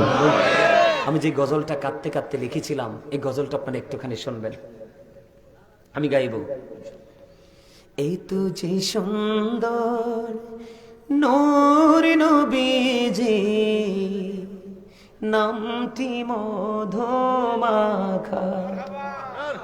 তুমি ছাড়া শূন্য জীবন, আমি যে বড় একা। বলিন এই তো যে সুন্দর নূর নবীজি, নামটি মধুমাখা, তুমি ছাড়া শূন্য জীবন, আমি যে বড় একা। প্রেমিক ছিলেন হাবশীর বেলাল, চেহারা তার কালো, হৃদয়ে জোড়ে ছিল গো রাসূল তোমার প্রেমের আলো। প্রেমিক ছিলেন হাবশীর বেলাল, চেহারা তার কালো, হৃদয় জোড়ে ছিল গো রাসূল তোমার প্রেমের আলো। নবীর প্রেমের ইতিহাসে বলেন, নবীর প্রেমের ইতিহাসে এই নামটি আছে লেখা। এই তো যে সুন্দর নূর নবীজি, নামটি মধুমাখা, পথে আছি আমি, কবে দিবা দেখা। এটা পুরোটা গাওয়া আছে, অনলাইন থেকে নিবেন যদি ভালো লাগে। আরেকটা গজলকে শেষ করে দিব। পাগলে বেশে কান্দ কেন বৈশাখ স্থলে, আমার নবীর প্রেমে দৌড় পড়ো বৈশা নিরালে। পাগলে বেশে কান্দ কেন বৈশাখ স্থলে, আমার নবীর প্রেমে দৌড় পড়ো বৈশা নিরালে। আমার নবীর প্রেমে দৌড় পড়ো, ওই প্রেমের রশি ধরে, আমার নবীর প্রেমে দৌড় পড়ো, ওই নামের রাশি প্রেমে ধরো। ওই নামেরই বাতি জালো পাইবা খোদারে, ওই নামেরই বাতি জালো পাইবা খোদারে। নবীর প্রেমে দৌড়তে পড়ো বৈশা নিরালে। বলেন পাগল বেশি কান্দ কেন বৈশাখ স্থলে, আমার নবীর প্রেমে দৌড়তে পড়ো বৈশা নিরালে। মারহাবা। অনেক গজল আছে, গজল গাইতে গাইতে রাত্রি পার হয়ে যাবে, ইনশাল্লাহ গজল শেষ হবে না। আগে গাইছি অন্যদের লেখা, আগে গাইছি কি অন্যদের লেখা, কিন্তু এখন আর অন্যদের লেখা গাইতে হয় না, নিজের লেখাই গাইতে পারে। আল্লাহ লেখার তৌফিক দিয়েছে, আরো বেশি যেন লিখতে পারে, আল্লাহ যেন সেই তৌফিক দান করে। সকলে বলুন আমিন, আর একটু মহব্বতে বলুন আমিন। সম্মানিত উপস্থিতি, অনেক আলোচনা হয়েছে, সকালে উঠতে হবে, ফজর পড়তে হবে, অনেক কাজ করতে হবে। আল্লাহ রাব্বুল আলামিন তাবারক আছে তো, তাবারক আছে না আপনারা? আমি এখন একটু জিকির করব, জিকির করে তারপরে কিয়াম করব, কিয়ামের পরে বসবো। কিন্তু আমি যখন কিয়াম করব, কিয়ামের সময় আপনারা নিজ নিজ দায়িত্বে কাতারবদ্ধ হয়ে যাবেন। কি হয়ে যাবেন? নিজ নিজ দায়িত্বে। মাহফিল কমিটি যেন কষ্ট করতে না হয়, কথা বুঝতে পারছেন? মাহফিল কমিটি যেন কষ্ট করতে না হয়, আপনারা নিজ নিজ দায়িত্বে। প্রত্যেকটা জায়গা আমার যুবক ভাইয়েরা আছো, আমি যুবক ভাইদেরকে বলবো নিজ নিজ দায়িত্বে তোমরা একটু কাতারবদ্ধ হয়ে যাবে। কাতারবদ্ধ হয়ে বসার পরে কি করতে হবে সেটা আমি বলবো। যারা এই স্বেচ্ছাসেবক যারা আছে, আমি বেস লাগানো অনেককে দেখছি, তোমরা আমার কাছে আসো একটু দয়া করে। মাহফিল কমিটির লোক, স্বেচ্ছাসেবক যারা দায়িত্বে আছো, তোমরা আসো না? আমি তোমাদেরকে বলি, তোমরা যারা আসো তারা যখন কিয়ামে দাঁড়াবে, দাঁড়ানোর পরে তোমরা নিজ নিজ দায়িত্বে কাতারগুলোতে ঢুকে যাবে। ঢোকার পরে তাদেরকে সোজা করে দিয়ে তোমরা তাৎক্ষণিকভাবে বের হয়ে যাবে। বের হয়ে তোমরা এখানে তাবরকগুলো নিয়ে আসবে। আমি যা বলবো তা করবে, আমার কথার বাইরে তোমরা কিছু করবে না, ঠিক আছে? আমার আল্লাহ আল্লাহ আল্লাহ লা ইলাহা ইল্লাহু আল্লাহ আল্লাহ আল্লাহ লা ইলাহা ইল্লাহু আপন নূর দিয়া আল্লাহ করিয়া সৃজন আরশের পরে কুরসির তরে রাখিলেন গোপন নবীজি আল্লাহ আল্লাহ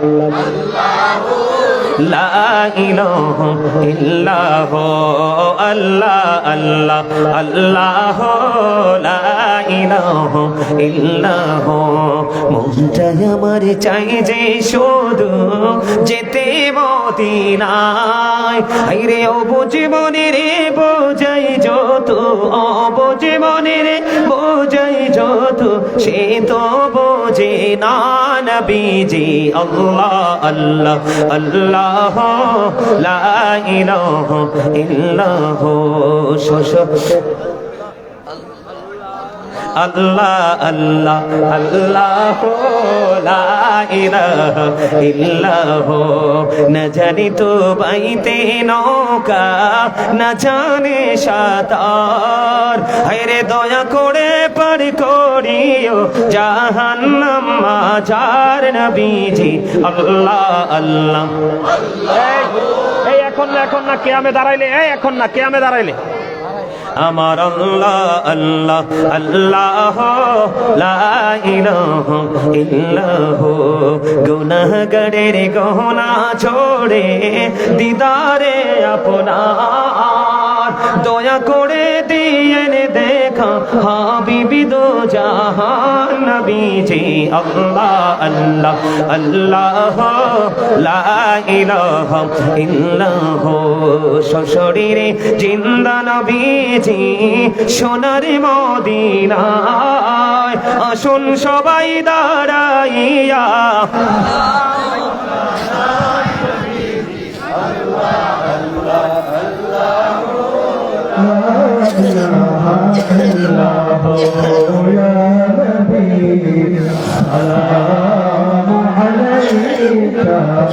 يا رسول الله